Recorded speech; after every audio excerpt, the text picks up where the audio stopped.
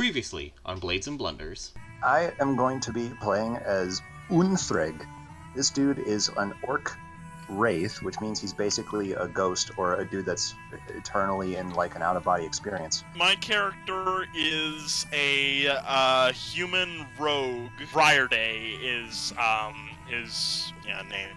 I am a bronze dragonborn paladin, Stormatring Leshim. Yeah, Nipper Ligoff Quits, most often known as Nipper, is a chaotic neutral gnome druid. Hi, I'm Citra. Nice to meet you. Bye! Her entire thing is that she is a demigod, which is why she has the divine soul bloodline for sorcerer. See, the country that you live on is called Beldaria, and then in the very center is the collapsed Kingdom of Cantor. You're on the top of a hill overlooking the Kingdom of Cantor. It is large and it is menacing of how dead it just looks. Despite the fact the outside of the castle looked like no one had been there in such a long time, the inside is very well maintained.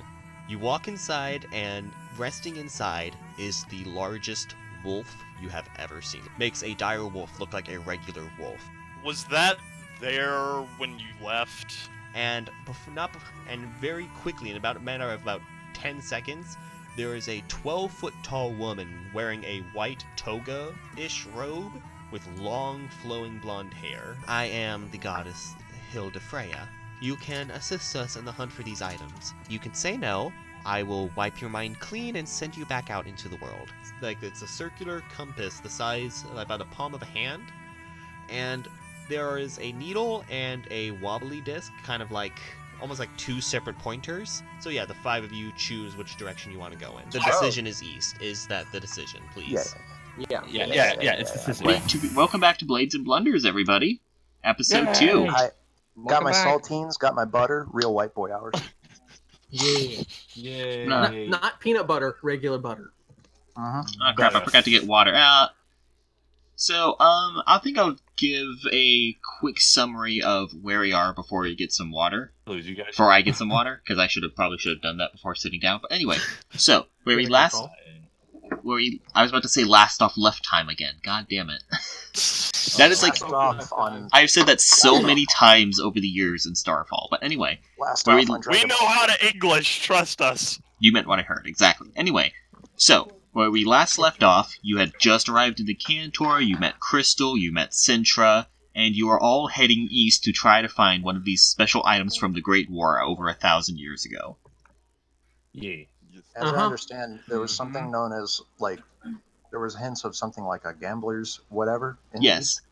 You came to the conclusion, because there's a popular gambling city far to the east, that the Gambler's Ring may possibly be located there, so that is the hope. If there's anywhere it is, it's probably over there. Alright. So. Right. And then we find out it's actually on the other side of the map. We're off to the ancient southwestern city of Las Chingas. To pretty much conclude what happened after last time, after you decided to head east, Lady Freya, the goddess you met, who is trying to collect the items and bring it to the appropriate people in case something happens, just in case a doomsday happens. Giant doge. Yeah, just in case something happens, we want to have the weapons collected so they're in the right hands. Kind of a last resort situation. And since you're heading east, she wants you to be strengthened up, so over the past couple of days, the three women you are with, Iris, Amber, and Violet, have pretty much been training you vigorously over the past couple of days. Just imagine a Rocky training montage music exactly playing in the background. Which is how I'm justifying for all of you being level 3 now. Let's go. So you've been, over the past about 4 or 5 days or so, you have been going through some intense training, but it is definitely paying off as you all feel significantly stronger than you were when you first arrived in Byhorn.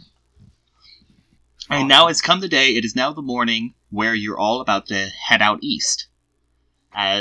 So, pretty much all of you have gotten your own room in the castle in Cantor. And just want to let you know that Zach's gone to get some water. Okay. Correction, right. I am back.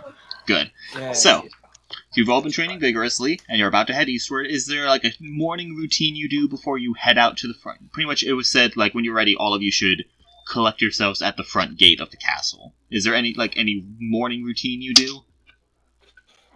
Every time I wake up, I always have like a morning magic exercise, to make sure that I'm raring to go. So I'm always using my thaumaturgy and prestidigitation spells, and like a personal magic gym. Make sure I'm always in tip-top shape. Probably just waking up, taking inventory real quick. Making everything sharpened and whatnot, and what kind of checks should I make to know where they are? I guess I would say just a basic intelligence check to make sure you got the castle interior down. If he rolls a 1, does he just point at the floor? Yes. Yes. Well, he points at the floor. No, he points left. No, Central will point left and then go right. Okay. Okay. They're Well, perfect. I love it. Okay, so I rolled a 4, so I go, oh, they're over at... Oh, I forgot. Okay, so yeah, so have you, I agree. So you were saying, where were we? I forgot. Got interrupted. Morning routines leading up to the Yes. in the middle of a dialogue, basically they're trying to find the others. Okay. Yeah. So we know what Sintra does. What does Umthreg do every time he wakes up in the morning? Or does he even sleep as a ghost? I was just describing to them that when I'm done pretending to sleep, I mop up all of the ethereal ectoplasm that I leave against things that I make contact with for more than an hour. Yeah. And then I popped up in front of him like Pinkie Pie. Pretty much. Nice. Yeah, the thing is that if I make contact with something for longer than an hour, it gets seriously swamp ass. Moisture accumulates like... Well, now I have to use that in the story at some point. Anyway, Please. so what does Nipper do when they wake up? Nipper looks around for his wallet for like 30 minutes.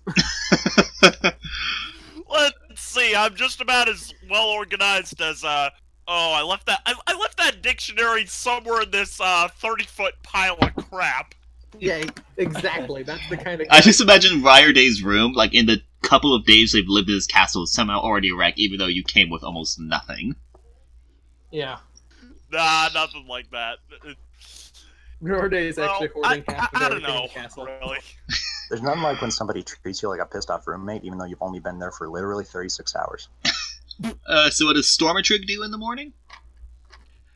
Let's see. I think he would just do a little morning ritual, like Okay. something of a prayer of sorts. Okay, yeah, that's fine. You would hear him mutter about something about how he's hoping someone is safe and sound and in peace. You just can't make out the name. Okay. Did we ever determine who Stormy followed?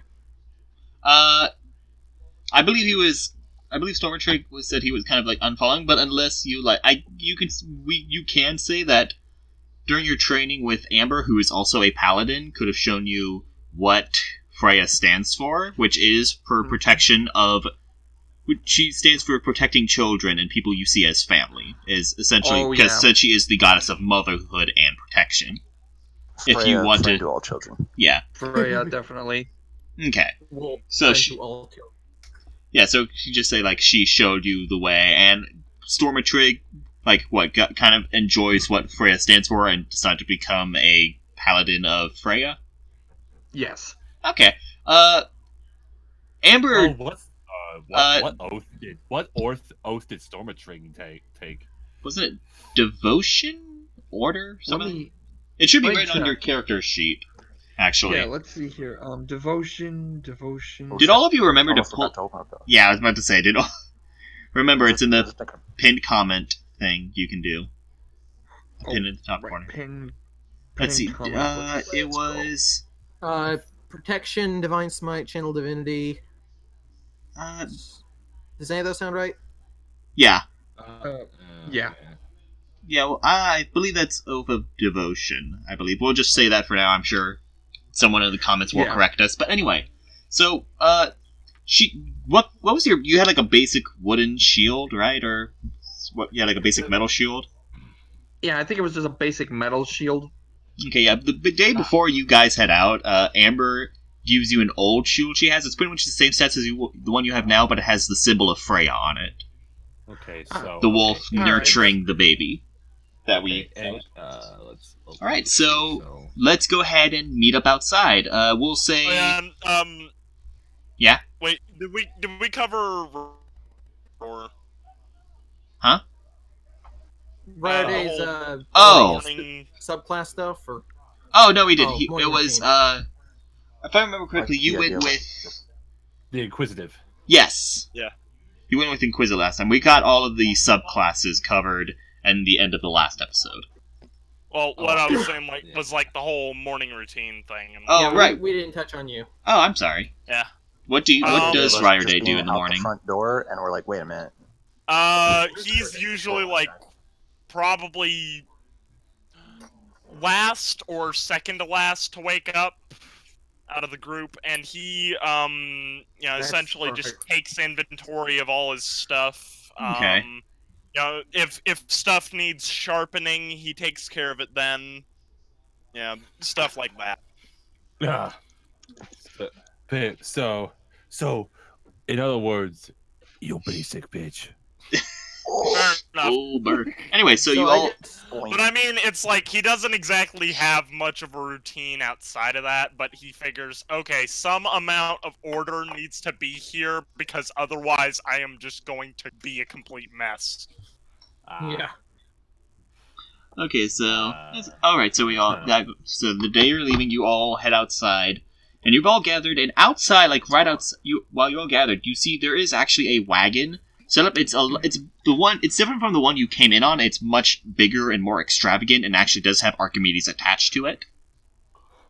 Ooh. I just look at it and go, ooh, and then Archimedes, and I pet him. And then you see Crystal walking out of the castle. It's like, I would ask you kindly to get away from my caravan, please.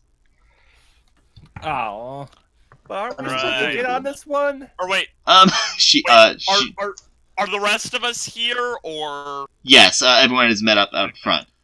Just the 5 of you and Crystal are currently out front. And she says, look, as much as I would love to give you a lift, you guys are heading east, I'm heading in the pretty much the exact opposite direction. If you guys want items to buy from my shop, I need to actually go and get them. I mean, that's fair enough. Fair enough. She go ahead and hops on the front and says, I'll see you guys whenever you come back, and I promise by then there will be plenty of stuff for you in my shop. Before I do leave, if we come back, I just fold my arm. Citra just folds her arms and pouts. But before I do leave, do you have any? Since I will be gone for some time, do you have any requests? Is there anything you want me to find while I'm gone? I have a very specific request, if you wouldn't mind. Yeah. I need this for a very personal ritual. You're gonna need to hold out your hand with the palm facing up. Roll persuasion, I guess. That's a D20, right? Yeah, you roll a D20. I'm sorry. That's a 15. She sticks her hands out and says, all right. I slap the top of it and I say, that's about it. I hope you have a good time. All right. Good luck, high five. I basically just, I cross my arms and just give him a look of, you are completely incorrigible. You know that, right? And so Crystal rides off. I don't know what that word means. Crystal rides off westward. Okay. Sorry. Crystal rides off westward, and just before you're about to depart east, Lady Freya comes out of the castle and says, just a moment. I need to speak to the 5 of you. Uh-oh. What do we do this time? What about? I just wanted to... I don't want to go back in the cell! I mean, yeah, what would you like to say? Whatever it was, I didn't do it. It's quite alright. I just wanted to wish you all luck, and thank you again for partaking in this. I know, other than Ryerday, you really had no business to interfere with this, and I am thankful that you are going through the effort. And I mean, to make the journey... whatever Knucklehead here winds up stuck with, I guess we have to follow suit, you know? I also want to give you some preparations for the journey, and she gives each of you 500 gold and 1 health potion. Hell yeah! Nice. Just a bit of extra funds and security for the journey. This As is well incredibly as I would generous like of to give each of you one of these. And she holds out, and she comes up with several leather bracelets that have green gemstones in them. And pretty much they're essentially bracelets. These are called gossip stones. Lost ancient magical technology. Here, put them on. Gossip And stones. unfortunately she does not have one for you, Unthreg, because you are dead. That's very understandable. Mm-hmm. It's So- not discrimination. It's just Yeah, it's Not just really so. dead. It's hard to work with that, even for it's even not for most gods. discrimination. It's not just it's just dead. So yes, dead. so you put them on, and she says these are special communication devices. But instead of being louds like stones of far speech or other communications, these speak to you internally. Here, one of you speak into it. Speak into the bracelet. I I'll do volunteer. it. Testing 1, 2, 3. Oh. And sure enough, in your not in your mind, Sintra, but the other 3, when wearing these, you hear in your mind Sintra's voice as her mouth came closer to the gemstone. You could hear her in your mind. Oh, I hate that. Oh no. There's a way to I don't want you guys in my head. you could turn him off. Just swipe the stone, and she takes your hand, swipes it over, and sure enough, it turns gray. But these will be useful in long-distance reconnaissance if you need them. And Okay. I do need to give you one last warning about the artifacts you're seeking out. I told you before that they will reject mortals and cause them great pain, as the bandit captain you told me about. But fair Yeah. warning to if one of these artifacts lands in the hands of either a god or a demon. For Boy. a god is different. You may be able to sway them to get it from them. But the reason why I say this is mortals can't take the physical abuse of these items. Gods and demons can. And can amplify. A demon will usually find a way to amplify it in their favor, as well can gods. But most gods are sane enough to, and have enough knowledge of these items not to have them out in the open. Demons will be a tricky story. If you come across one of the items that, if one of these items fell into the hands of a demon, you will have some trouble. Boys, I just mutter. I just try to silently mutter under my breath, saying, "Most gods." boys. One quick moment. My apologies. We probably should go somewhere else first in that case to prepare ourselves. There will be several. I'm sure there will be time over the journey to find the artifacts to grow your strength. And it's very unlikely a demon does have one of these items. They are very rare, and even it was erased from history, so demons will probably not even know of them. Well, that's good to know. Little mental note. A lot of us, it'd be nice if somebody says, "Hey, could I hold that?" Oh, Might be and nice if we one could more double-check thing, if it- just for a bit of extra security, she will be accompanying you, and she goes to the door, and you see Amber coming out to join you. No, hi Amber. Hello. Yippee-ki-yay, Oh. another friend. I just thought it to be on the safe side if I have one of Iris's friends to accompany you. Amber is a great follower and of great strength, and I'm sure she will aid you well on your journey. Try to bring her back mostly in one piece. Yes, if you can. Oh boy, this is gonna be so exciting! I'm gonna enjoy your company, Amber. Oh, sorry. She sighs a bit. It's like, all right, let's get this show on the road. And you should all make head matters eastward. A bit easier, at least. I don't know if I ever told you this. Nice to have you on board, BFF. I just imagine Amber is definitely she tolerates you. I will say that. I guess with the relationship you have with her. I'm just smiling ear to ear with a big shit. And sure with enough, a big dumbass you grin now while locking arms with her. She's trying her best. As you all head east, you're now all heading eastward, and you're all traveling on foot. Since Crystal took Archimedes. You have no horse to travel with even on that smaller carriage, so you're all traveling by foot. This is a very important question to you, Spectre. How adamant has Sintra been before now of trying to go out and hunt these things down? She really wanted to hunt them down, but she also knew that she was in over her head alone. So well, that's the thing. So she just stayed in the castle. Yeah. I'll save that for another time. So you're all traveling eastward, and you've pretty much now gotten out of Cantor territory, and you're now in an area where the wildlife is looking green again. Oh my god, it's been so long since I've seen actual wildlife! Very true. Amber smiles as well. It's like, it is good to just get out of Cantor. Not that the castle isn't nice, but the fresh air does help from time to time. The smell of green grass is a welcome sight. I just go up to a tree. I just go up to a tree and hug it and kiss it. Actually, I'm very curious about Nipper being a druid. How spending several days in Cantor around dead vegetation, does that have any effect on the druid of the party? I think that's part of the entire reason. Like Nipper has gone Circle of Spores. Like, he's gone crazy trying to find something that will actually grow out in this dead land. Oh, and he came across the spores. Okay. That's a creative idea. I like that. We can totally go with that. That's ingenious. Good job. So you're all traveling eastward. You're going out for time, and go ahead and roll perception checks. Shit. Okay. Oh. I'm trying to remember what my plus to perception is. Perception. Oh, it's actually not too bad. Oh shit! I need to get my. It keeps falling off the 17. Holy shit. Okay, so who rolled the 17? Stormatrade basically sneezed during that because he has a 3. So let's see, perception. You said? Yes. Can I use my passive perception? No. I have the because like my okay. Who got 16 the 17 here?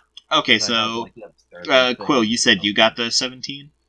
Yes, I did. Okay, so Nipper and Rye, you're going down the path, and you both think you see a couple of people in the trees. Like, you both notice different people. Like, you don't really see what it is, but Nipper, you see one in one of the trees left of the road, and Rye, you see one in right of the road, up in the trees.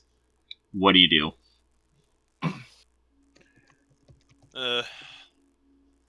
I think when they see that you look at them, they kind of duck down. Like, you just barely notice them. Let's see. Hail and well met. Well, what I would do is essentially try and whisper into the gossip stone. Essentially, figures in the treetops. Okay. So, actually, it's a good thing you did that, so I guess all of you are now aware that there are a couple of people in the trees. Amber says... I pretend to put on a poker face. So Amber stops and says... I try to put on a poker face. Amber, whispers into the gossip stone and says, "Which ones?" There's one on this side. And I just, tilt my head very slightly up in the direction of the tree so I don't give everything away. Okay. My eyes dart in the direction that he's pointing. To clarify, did I receive a gossip stone, or was that? No, you did not. So you just see. I'm devoid of all this information. I'm just like, you guys. Oh my god, this is so cruel. This is already great. You said hi to a tree. Are you alright? It's official. Uthrig is the Drax of the group. I have no idea what is going on. Oh my god! So, but my movement. So she is going. So Amber very quickly manages to go over and pretty much rams the tree with her shield, and sure enough, out of the tree falls a bugbear. Oh. I don't know what bugbears are. So for those bugbears are fucking goblins. They're pretty much imagine a lion. Yeah, imagine a lion-bear bipedal combo that is very big and very, very tough. And I don't know how. but I don't hold know on, how let me see. bugbears- Now I see why you were just doing the equivalent of rubbing your palms together and Oh no! This is nothing. Just you have to. Yeah, I've been teasing these. But in Pathfinder, they are fucking horrifying. This is just a taste of the buffet. So Okay. but I immediately enter combat stance, frost in one hand, and so the bugbear falls down and does take some damage from that fall after because they lost their footing, and with that the other one jumps out of the tree and another 3 appear. So you have 5 bugbears that appear. Oh And god. they say, "All right, that wasn't very nice. Just hand over everything you got, and we'll be on our way. We won't have to get too rough." Well, now what good would that do you? I simply respond, well, we've got steel if you want to taste, and saying that I draw out my short sword. You're really not going to draw out the fucking Thunderblade? The Stormblade? Hey, give him a second. He wants to give him a fair fight. Yeah, that's fair. You gotta build up to the real smacker of the. Yeah. I'm just sorry, totally. I give you a fucking sword made out of lightning and you pull out just the regular one. Plus, he could be fake. Yeah, I'm totally meaning to give him a fair fight and totally didn't forget. To quote Dragon Ball Z Abridged Goku, you don't start off all in, you gotta start small. Exactly. Plus, he could be faking. It could be a. So you do. Go ahead and everyone Wow. roll initiative. Oh. Rolling initiative is... Roll a d20. Got it. I got 12. Oh, fuck. You 7. boys got 17. Is there a bonus you add to that? That should be on. Yeah, there's an initiative. You add your dexterity to it. Okay, dexterity, so 9. Bad rogue. Yeah. Wow. No cookie. Oh. I got a 14. This is. Okay. Actually, you know what? Let's chalk it up to Ryerday's still not being certain of the Thunderblade. It's like... Okay, yeah, that works. Okay, yeah, so fair. who got what? Still spooky. Quill, what did you get? What did 12. Okay. Is this initiative? Yeah. Boy got 17. Oh, that damn. was That's not very fast. 19. 5. Okay. I mean, it's expected of a paladin. Okay, so hold on. I'm sorry, I'm just trying to get the order down. So Unthreg is definitely going first with that 17. Yup. You got like the next highest? You got Sintra was 14? Yeah. Okay. Who got the 5? Dylan. Okay. Oof. Big oof.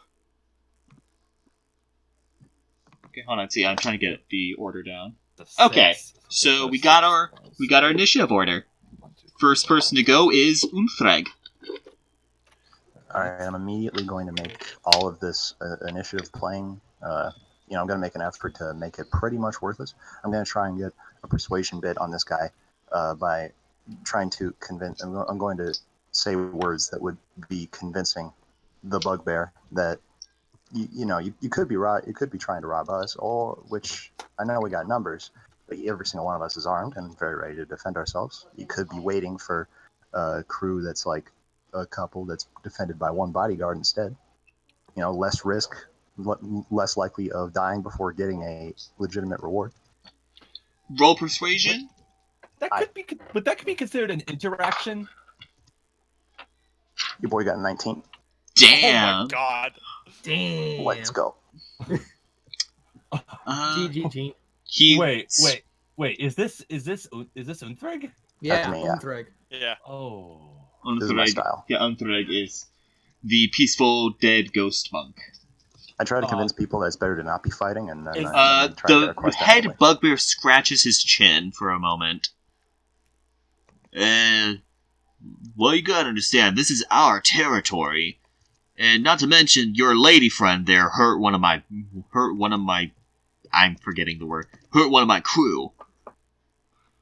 Huh. You see, that I didn't know about.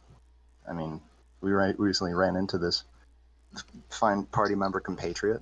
I'm sorry that she's been causing you trouble, and also this is. Amber says, "Hey." I mean, you know. By the way, where's Amber slot into the initiative order? You'll find out. Okay. Okay. Okay then. Like, I'm sorry about that complication.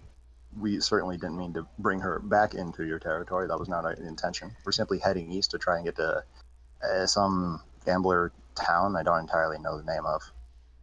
They think for a moment. It's like, never met a ghost before. What's your name? It's Unthreg. Pleasure to meet you.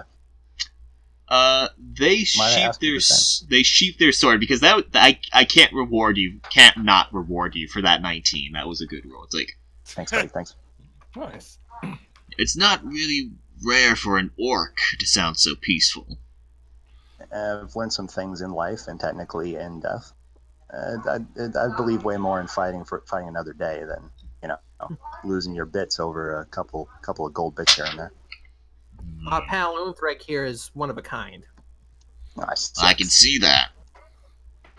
I'm just simply in the background, still with the magic coursing through my hands, like, are we fighting or not? Is this happening? Okay. Tell you what. Happening. You one of you heal up my friend there. We'll let you pass. I'm on it. That sounds like a very decent deal, if you wouldn't mind, my good associate. All right. And you managed.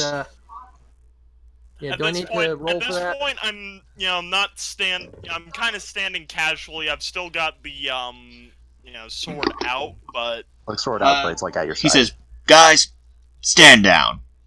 These guys are okay." And all the bugbears sheath their weapons. I just dissipate my magic and say, if it's all the same to you, I think I can do this right quick. No, I got it. Okay. I'm trying to actually find the spell. Hang on. I'm pretty sure my friends were tripping over each other to try and help you out. Ain't that great? Yeah, it is. Yeah. Allow me to introduce myself. I'm Beltar. That's an awesome name. Pleasure to meet you. Unthreg is pretty good yourself. And he goes to shake your hand, but passes through. It's like, oh yeah. It happens a lot, but it's still a pleasure to meet you all the same. I pop up and say, I'll shake your hand for him. And he jumps back, but it's like, all right then. Well, if you are looking for the nearest town, you want to keep heading eastward to Lodor. Ooh, that sounds it's a bit like the place we're looking for. It'll be some time. Where exactly is your destination? Some desert place. Lots of gambling. Should we roll history or something for this? Oh, you mean Cateria City? Yeah, no, that's gonna be days away. You're gonna want to stop up at Lodor. Cateria City. That's an interesting name. Yeah, I'm not gonna lie, I came up with it on the spot because I still forgot to give a name to the city over the past Lodor, 4 months. Yes, Lodor. Okay. I appreciate that bit of advice, and we had no idea exactly the name of the place we were going to. We do have a couple other bugbears up the path, so yeah, and he pretty much points a certain way, like you want to go that way to avoid the rest of my clan. I gotta say, Belthar, that is like incredibly helpful. I hope that you have a really good day and some profitable raids ahead of you with less dangerous targets per se. I just go up to Unthreg and whisper in his ear, "Real gray area right here." Yeah, I like to make friends, whatever their profession. I can't judge. So yeah, they allow you to pass through their territory, and you. Let's go. That was and in addition to what Gene or Unthreg says, I add on and ones that deserve it. Yeah, that's a decent. Yeah, I'm just holding my tongue. So I don't know how to deal with this. Okay, Amber, so not only did we avoid an encounter with bugbears, but we actually made friends with them. Okay. Yeah. Good job with Greg. This is how Amber sheaths her sword. Amber sheaths her I forgot. Did I ever describe her sword? I think you said it was prismatic. Yes, it's a prismatic greatsword. She said on her back, it says, as you're all heading eastward, leaving the bugbears, it was like, that was unexpected. How did you do that? You'd be surprised what kind of friends you can make if you say the but right thing at the right those time. are bugbears. You understand how aggressive they are. They can throw people off cliffs and not give a shit. And you negotiated them like it was nothing. I simply fold my arms and say, well, Ulfrig is also an orc, and they are stereotypically just as aggressive. I will take And that. True. Amber growls. It's like, okay, fair enough. I just respond, given the past couple of days, what with, everything that went on at Byhorn and the emu incident before that, I think bizarre is the new norm. Okay, I just raise my eyebrow and say, wait, what? Oh, I wish. Trust me, we you don't talk about that. don't want to know what happened on September 5. It's like, wait, what emus? So sure enough, you see a small village town in the distance as you approach it, and sure enough, this is Lodor. And the first thing you see upon approaching the town is there's a board like directly at the front of the town, kind of one of those job boards. And there's one person standing in front of it. He's fairly tall, scraggly black hair, wearing glasses, and you see him. He's tearing down a poster. He's tearing down a poster that says "Help Wanted, Reward 2,000 Gold." He's tearing it down and putting up a new one that says "Help Wanted, Reward 10,000 Gold." Whoa. I smell intrigue. Let me guess. There's a picture of a bugbear on it. No, there's not. There's no picture. That would be something. So Does avoid an encounter. Okay. Keeping in character with Cintra, I pop up in front of him and say, "Hi, what are you doing?" and he jumps back. Falls on his ass, and it's like, what? Where did you? What? Hi, What? I'm Cintra. Nice to meet As you. ever, I see. What the frick of These are my me? traveling compatriots. He's like standing up, trying to get away from. He's trying to go like, whoa, wait, whoa, slow down, jeez. And Sorry, he's he's like looking that. at you. It's He really like is to make friends. Cintra's. Pardon. he looks at the five of you. Yeah.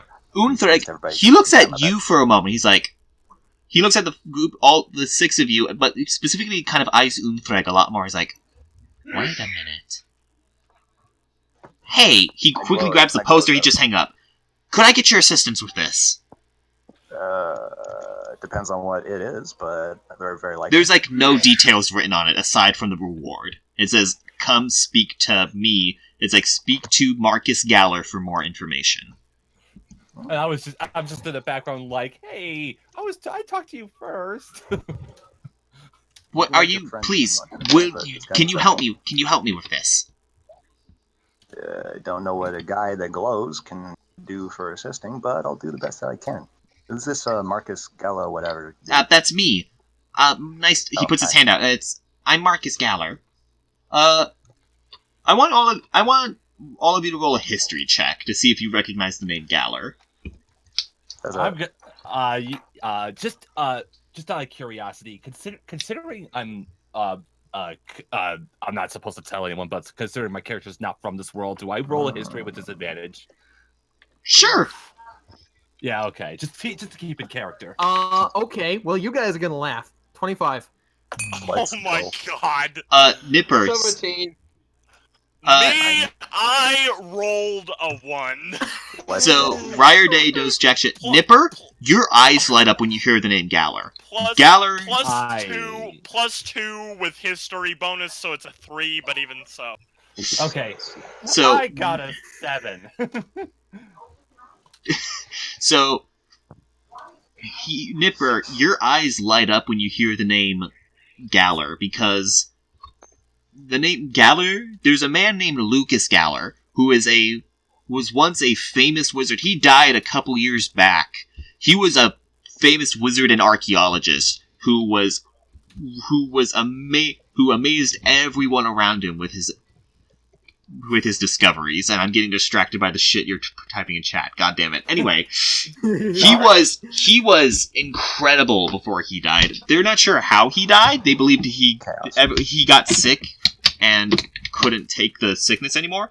But his discoveries were revolutionary, and the way he did his magic was extraordinary. Oh, I wish I knew about him. And here is a man who says his name is Marcus Galler. Ooh. He says, Galler, did you say? "Oh, so you must have heard of my father." Wait, father. Yes, yes. What do you need?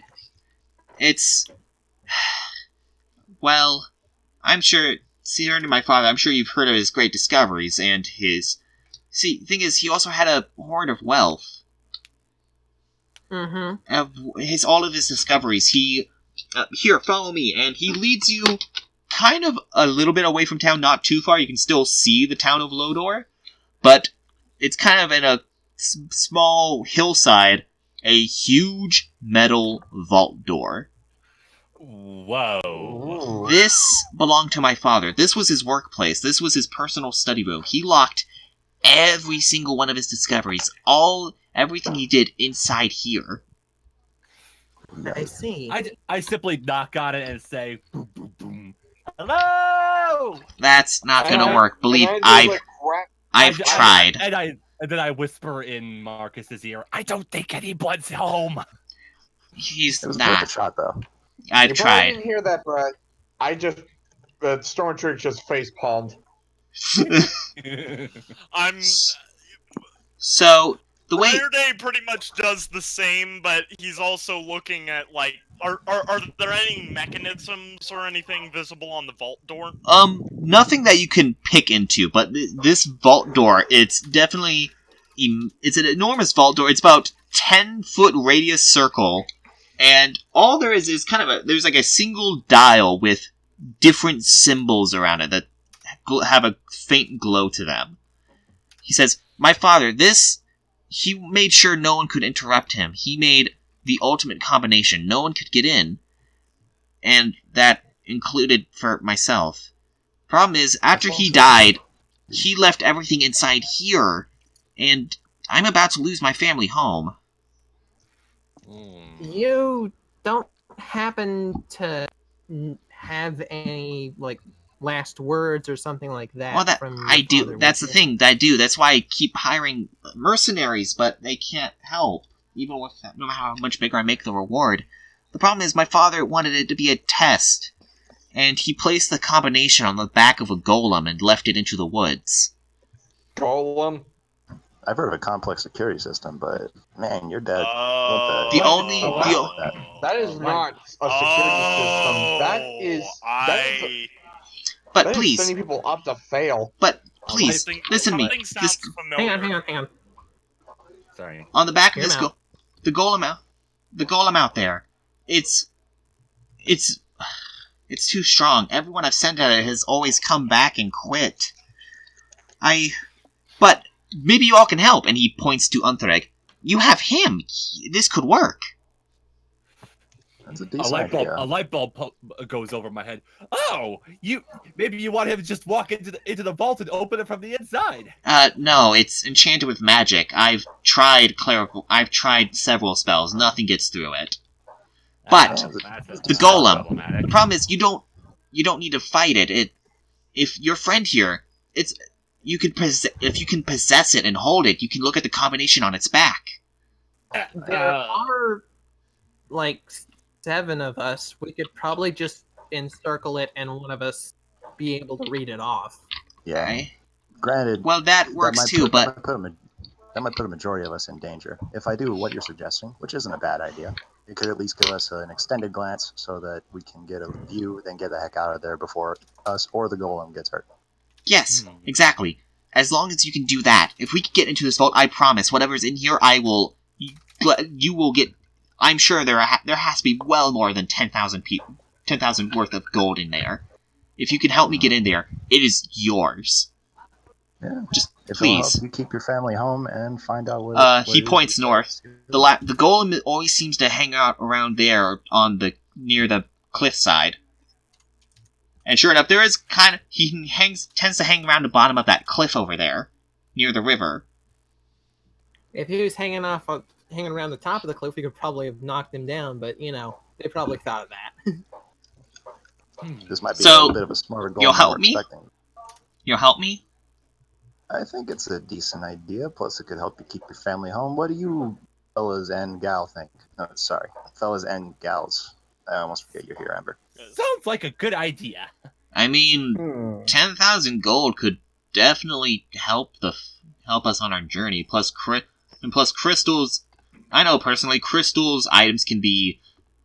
Some of them can be pretty pricey. Oh yes. It won't hurt. I mean, as long like Marcus said, I guess if you can possess the golem, we can probably get out of this without another fight. I just put my hands behind my head and do the standing reclining thing and say, and besides, if we're going to be going to a gambling city, we might need some extra gold, if you know what I mean. Amber sighs annoyed. You do know they rig those games, right? Yeah, but of course they do, because it's no fun otherwise. So you're all heading north to find the golem? Sounds good to me. But also I ask, I kind of lean over to Unthreg and just whisper, "Are you able to possess things?" I mean, I've never really tried it, but it couldn't hurt to help find out. Can Marcus? Did you say that in front of Marcus? I'm kind of trying to be discreet about it. Okay. Is that a thing you can do? Because otherwise we might have a problem. Unthreg, I guess roll roll an intelligence check, Unthreg. Would that be intelligence or wisdom? Either or. I'll let you choose. Alrighty. Let's see here. That's gonna be a 20, right? Yeah, D20. Yeah, really the only time you ever roll the dice is for damage. Or if the game tells you to. The boy got a 6 + 1. A 7?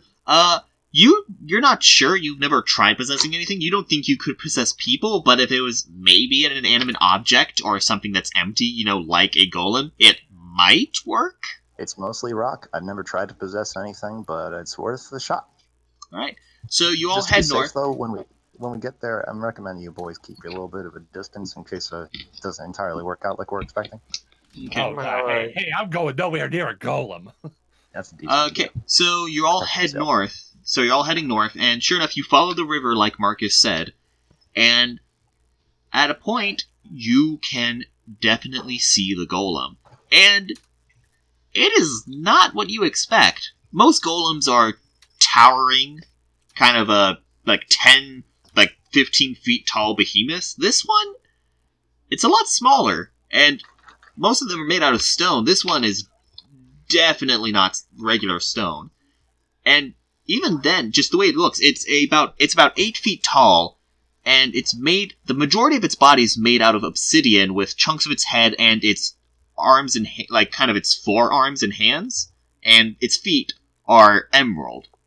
It has. I half expect you to say it has some metal arms. Parts of this are definitely sounding familiar. That's I squint and I say, wait a minute. Can I make an Arcana check on this thing? In just a moment, let me finish describing it. Its eyes seem odd. It's almost like they're sapphires, but they actually seem movable. Like they seem to blink, oddly enough. And it's not. And it's actually wearing clothing. It's wearing some brown pants, a kind of nasty, kind of dirt-filled white. It looks like a shirt that used to be white, but pretty much being out in the wilderness, it's kind of tannish brown, and it's wearing this green emerald robe with gold intricate designs kind of into it. This thing seems a little bit smarter than your basic golem. And it's the golem is sitting by the river. It's kind of like it has a few animals around it. It's like gently taking one of its fingers. The hands are also very intricate. Despite the way how solid it looks, it moves as if it isn't bothered by it at all. It kind of with one of the fingers gently pets a rabbit by it. Go ahead and roll. It's Bastion. Go ahead and roll. Go ahead and roll that Arcana check now. All right, that's a 14. Okay, that'll work.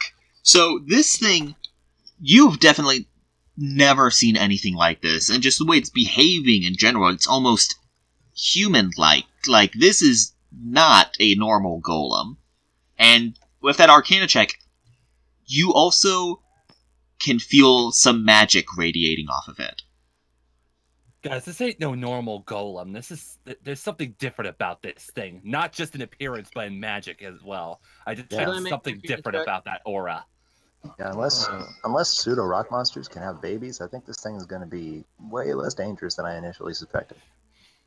Should I make an Arcana check, or is that the most information we can get out of that? You know what? Roll if you can roll an Arcana check, you might be able to get something else out of it. If you can roll higher than a 14, then maybe you could get something. I got 22. Well, I get a +5 to Arcana. God damn, you're fucking Cool. As soon as Sintra says that, you notice something else. This thing, it's not just magical; it is powerful. She sensed a magical aura. You sense a powerful aura. This thing, despite how small it looks to most golems, it is most definitely dangerous. Your senses are going off. I can smell the power on this one. Okay, so this is like a full-size golem in a pint-sized package. We probably shouldn't fight this thing. I'm gonna throw out a check of my own here, and I'm not quite sure what would be appropriate here. Basically trying to gauge, I guess, at a glance or something, it's, let's say, intelligence, I suppose? Sure. What are you trying to figure out, though? I don't know, like, whether... I don't know, really, like... Does anyone have any way of gauging, like, if it's evil or not? That'd probably be an insight check. Yeah, something like that. Yeah, sure. Riot Day, you can do an insight check, I guess, if that's what you want. You can do that. Would I be able to do one too? Sure. You can both. Okay, I got a 12 on that, with the insight bonus. I got a 17 with the bonus. Okay, so Riot Day, you're not sure, but Stormatrick, you can tell by looking at this thing.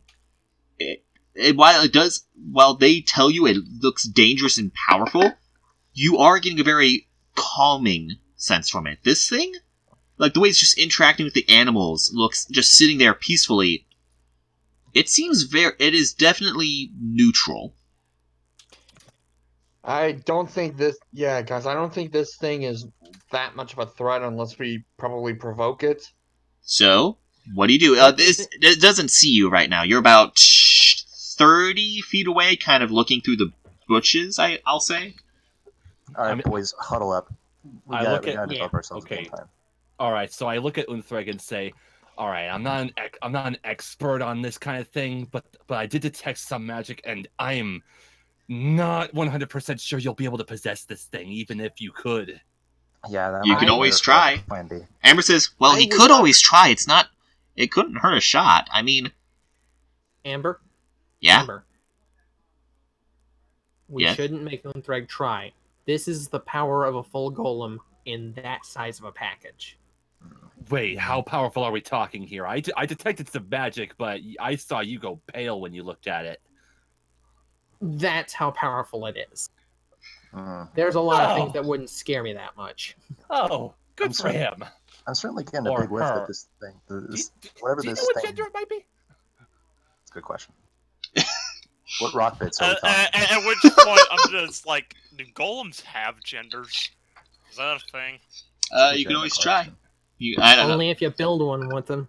Now see, I'm picturing golem. Now I'm picturing golems with boobs. That's not a very good image. So how are you going to interact with the golem? I am very curious how you are going to interact with the golem. Those would be interesting. That would be hilarious. I think out of I'm character. obligated to keep my mouth shut. Out of character, I think that honestly, if this is meant to be a proper test, then there's two ways of going about this. Either we have to engage in a battle of wits and wills, as opposed to an actual strength contest, or we go in there and it has like an anti-humanoid sense, and that triggers every time someone comes within like a certain radius of it. That's incredibly likely. If we are going to have some sort of method of approach, it might be better if we don't clump together and sort of keep Spread a out. distance, keep a distance and out of sight, but also not close enough that it might be willing to detect us. Is there like an actual clearing that we can all go around? Yes, no, it is in a clearing. Like, well, it is mostly forest round, but the river, the other side of the river where the golem's sitting, it is fairly open. Like a good 20 feet opening behind him. So we wouldn't be able to circle this thing because it's on the other side of the river. You could follow it, I guess, and see if it does anything else. It just seems to be sitting in the river, sitting by the riverbed, petting animals. If we let it do anything else, we might lose track of it. That might be a little bit dangerous. Wait, guys. I just thought of something. What's that? We never really asked Marcus if he tried to engage with the golem himself. It's a decent question. You just keep saying that every mercenary that apparently tries to attack it immediately finds that to be a bad idea. Yeah, but that's the thing. What if we don't attack it? Exactly. Every mercenary he sends attacks it. All right. I can see a plan A developing right here. We already saw what I could do with a couple of bandit bugbears. You know, I'm not trying to brag on my skills, but it might be better if I could hash things out with words with this creature. If I can't convince it to do a 180 and bend over and show me that tramp stamp of a combination. Well, hang on. Are we assuming the combination's on its ass? Phrasing. Amber says, I mean, Unthreg, if you think you could talk with it, I guess, how about we all stay here, Unthreg, you try speaking with it and see what happens. Hang on, I've got an idea. We'll back you up if something goes wrong. I like that plan. Hang on, guys, I've got an idea. Nippus? So I've got a spell called Animal Messenger. And it's a second level spell. By means of this spell, you can use an animal to deliver a message. Choose a tiny beast you can see within range, such as a squirrel, a blue jay, or a bat. When the messenger arrives, and he is around those animals. Yes. When the messenger arrives, it delivers your message to the creature that you described, replicating the sound of your voice. The messenger only speaks to a creature matching the description you gave. If the messenger doesn't reach its destination before the spell ends, the message is lost, and the beast makes its way back to where you cast the spell. So you could send a message through Unthreg. Yes. A small, simple creature like Unthreg. No. What I meant to say is like you could have Unthreg send a message through an animal. Something like that. Close enough, yeah. There's an idea there. Sorry. I think so. Let's get this straight. It doesn't seem like attacking it's going to be a decent idea. I might be able to talk with it. I don't know if I'm going to be able to convince it to do a 180 and let us see the image. How about, and I hate to ask one of you boys to, fjord the river over there. How about one of y'all's crosses the river while I'm talking to this interesting creature? You can see if you can eyeball that symbol on the back. Well, the thing is, it's wearing a cloak, so you can't see its bare back. They thought of that. It's wearing clothing. Yeah. Almost like it's like plucked off, and it's not exactly gonna. So we're gonna need to get it to strip. That's exactly what I was Christ, thinking. First the tramp stamp, now they're just stripping. I vote we dare it to play spin the bottle with us. Oh God. So okay, so I'm going to go ahead and say that I'm already in the middle of ritual casting. Okay, so what message are you sending through an animal to say to the golem? I think I'm just going to say. Yeah, be careful. It's spell. You got to keep. Be careful. Well, I've got to have cute little buddy. I have got to have a maximum of 25 words that I can send. So I'm trying to think of the best way to condense all this. Okay. Hang on a second. I'm very good at this, so hang on. No. No.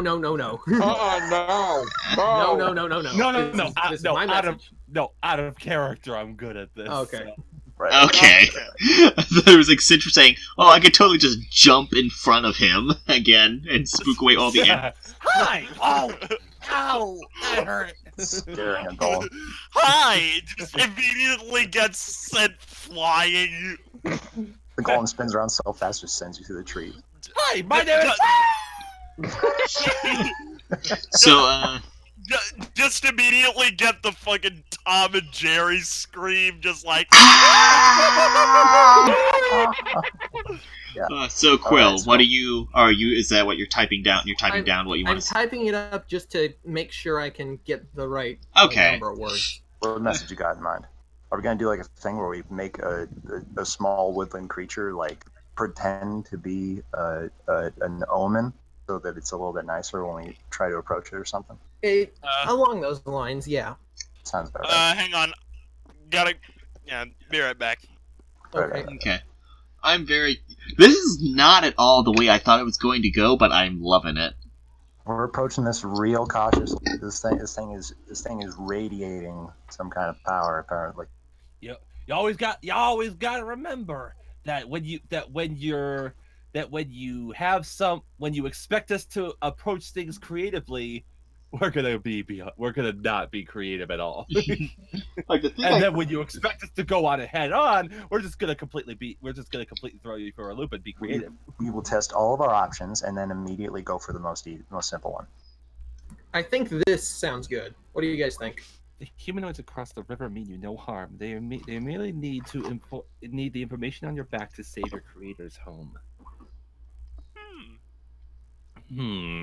Okay. I will definitely wait for Gene to get back to see if Unthreg thinks this is also a good message. Yeah, I like this route. Animal messenger. Huh. Yeah, I'm 4, so 5, glad I just 7, picked the weirder stuff for my second level spell. That totally. 16, 17, 18, 19, This 20, will 21. work. Hey, there we go. Under 25.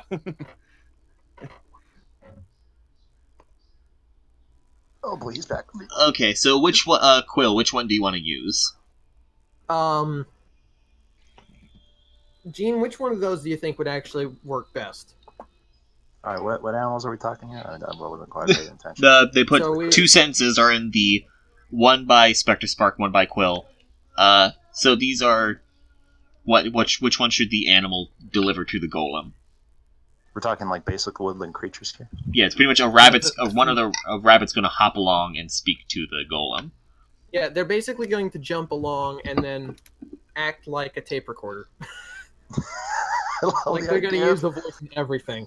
I like the idea of its little mouth opening and then not moving. I imagine like Stitch from Lilo and Stitch just opening its mouth and the words that's exactly coming. what I was thinking.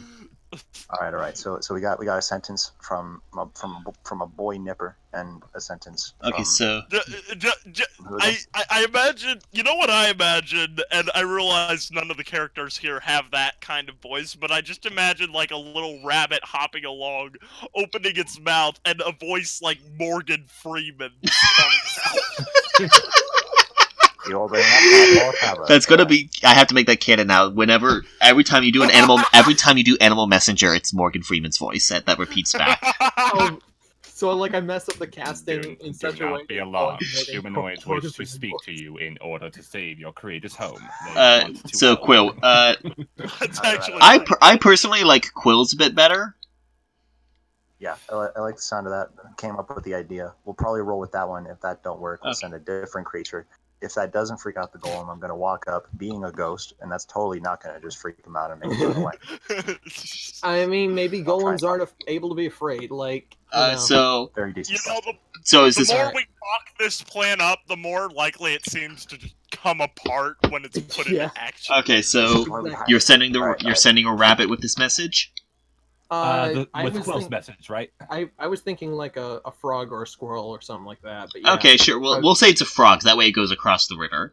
So you find a frog, cast a spell, speak into it, and you see it swim across the river. And sure enough, it hops to the golem's leg, and the golem looks down, and you see it open its mouth. You're too far away, so you don't see what it says.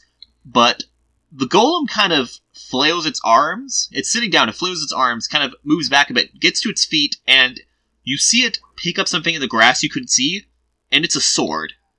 This, like, it pretty much, this definitely surprised it.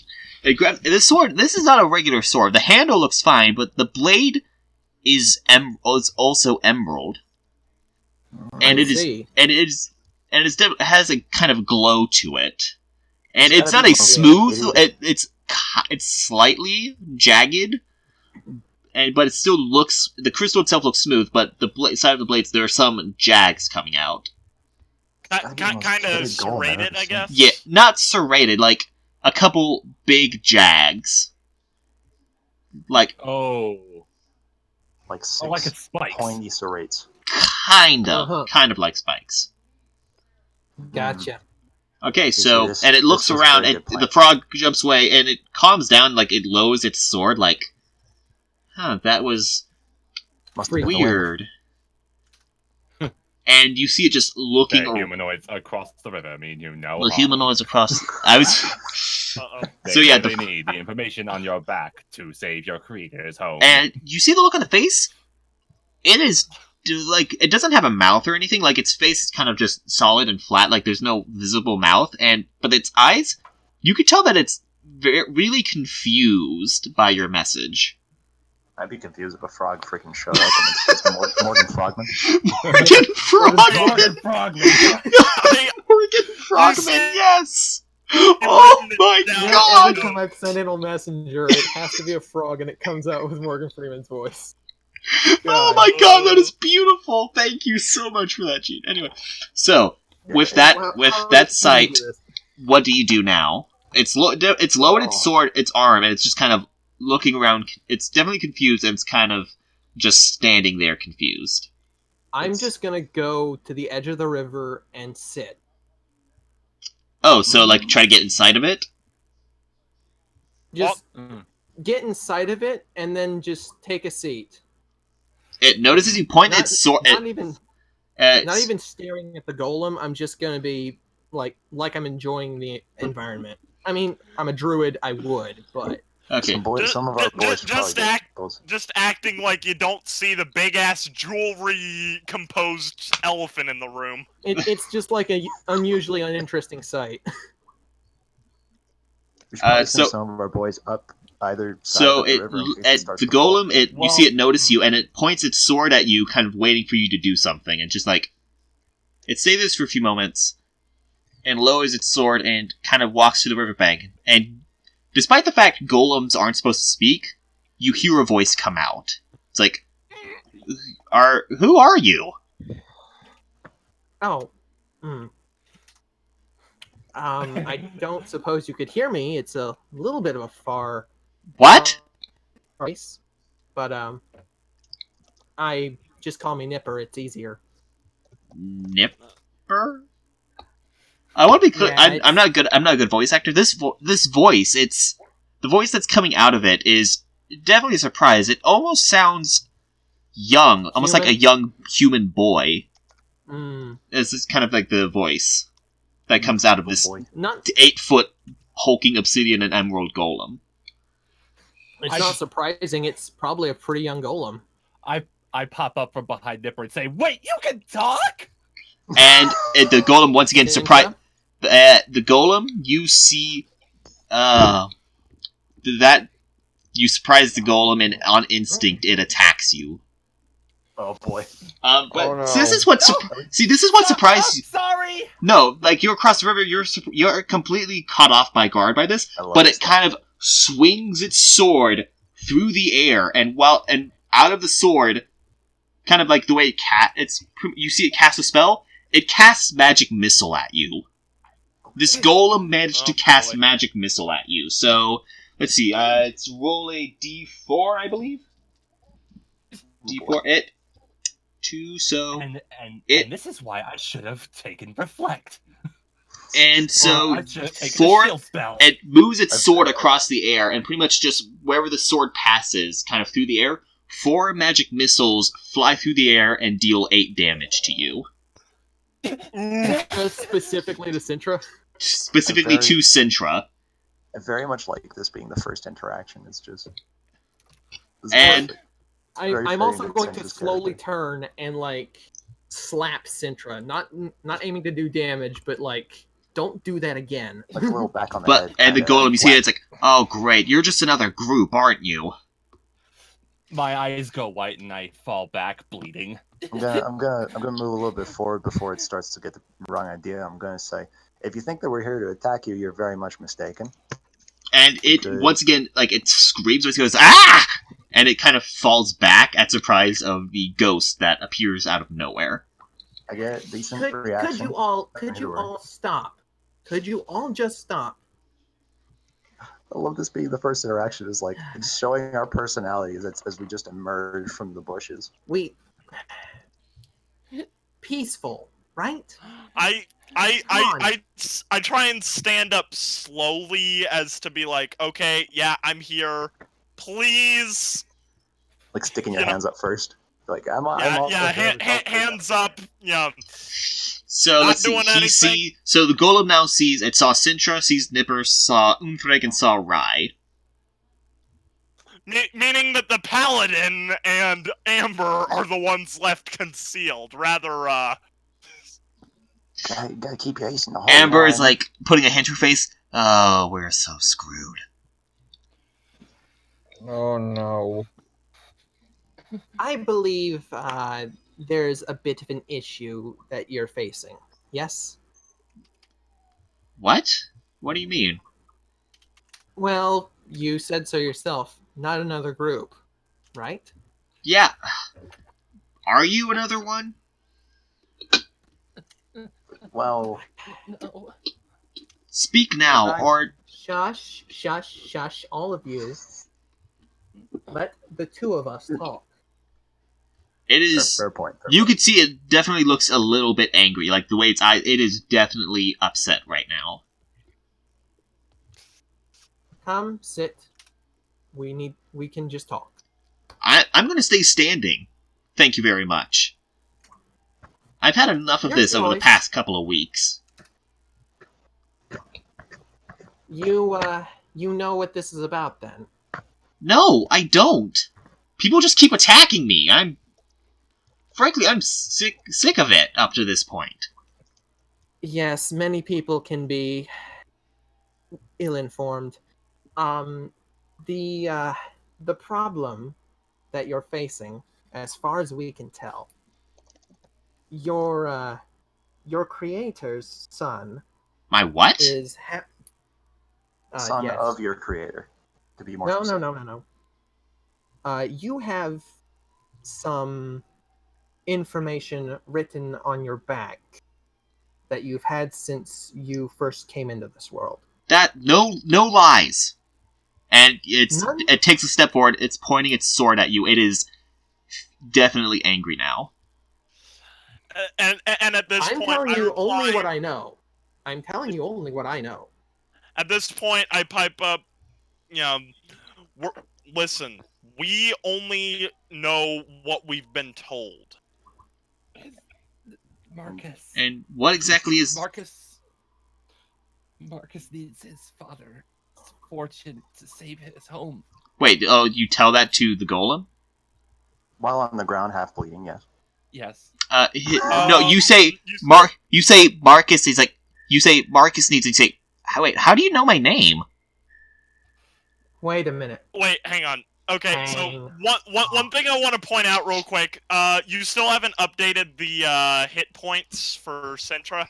Oh, yeah, I did. Yes, I did. oh, okay, yeah, I see it. Yeah, Never mind, I'm an idiot. The max has been updated. Okay, yeah. So you say Marcus, so Sintra says Marcus needs, you get that far and then Golem says, how do you know my name? And it is starting to freak out now. Aha. Hold on a sec. No. I figured this out already. I knew where this was going, but that's why I was saying I am obligated to keep my mouth shut. I whisper and I say, "Wait, did he base this golem off of his son?" No, it could be a possibility. No, this golem is his son. But who's Marcus? There's a credible possibility. What are you whispering about? What? Sorry, we were surprised. Tell us about yourself. We were surprised about your name. We didn't know what your name was before we got here. You're gonna want to roll persuasion on that. Nipper, because Of course. with disadvantage because this thing is very close to just jumping over the river and beating the snot out of all of you. Highly defensive. Oh, Jesus. I got a 3. Oh no, I have to do this to you now. I'm sorry. Oh no! So Yeah, this is what happens when you don't shut the fuck up. So this is one of the things. So this is a very interesting thing I want to do with this specific battle. So I'm going to have you roll initiative. The golem's going to go last. I promise you that. But see, this is what I was teasing you about. This golem I made. This golem I made is so. So the way I want to do experiences work, because editing the last video, doing all the experience stuff at once might be a bit easier.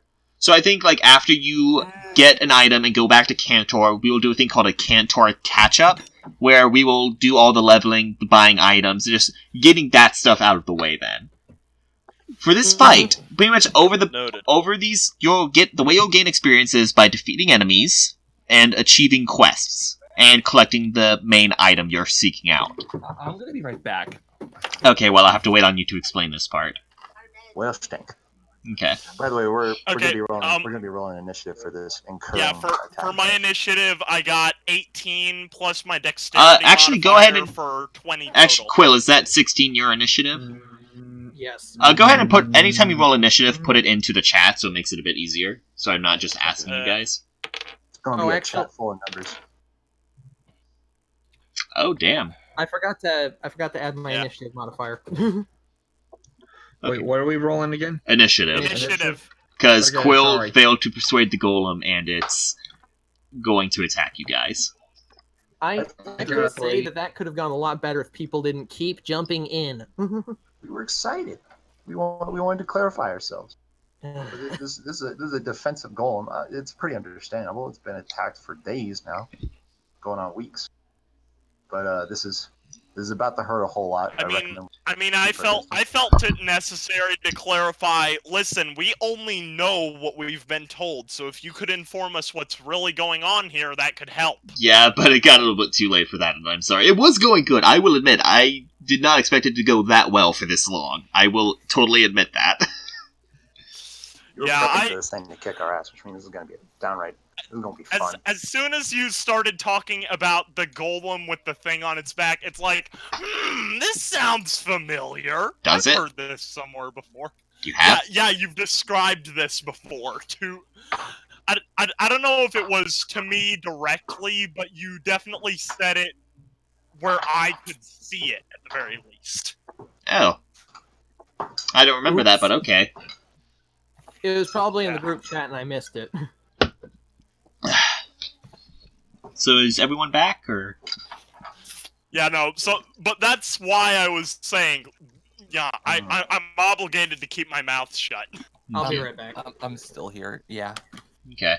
We're gonna wait until everyone's back, and so I can explain how this certain battle. I want to do something interesting with this specific fight. Into the unholy golem assault. Oh, Dylan, can I get your initiative? It was 3. Oh, just if you put it in the chat.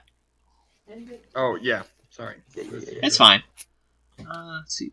Where's the plus for our initiative again? It's your dexterity. Got it.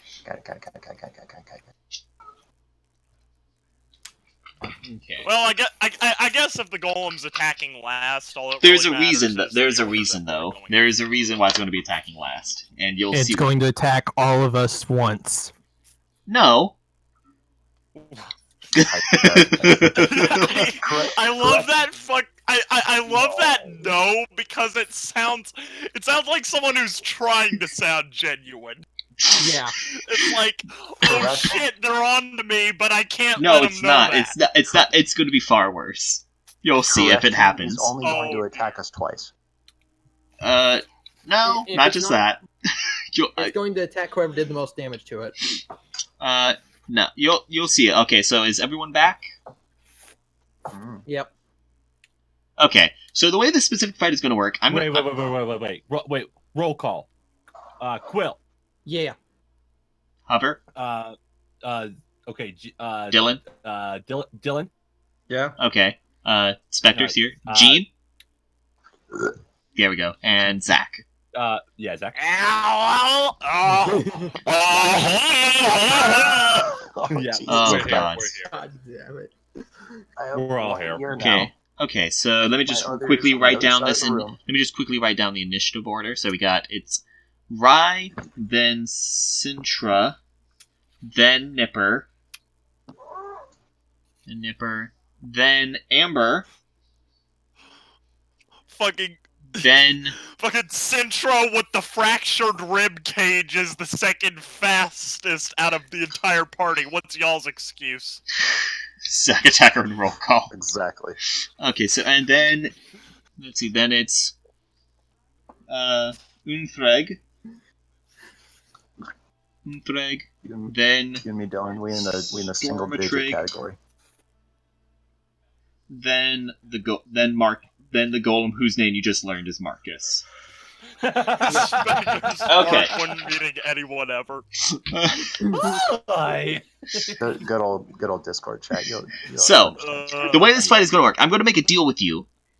So, like I said, at the very end, I'm going to be pretty much throughout this entire section of going east. I'm going to be calculating how much experience you and then you get, and then at the Cantor catch up, I will give it all to you so we can do the level up and everything.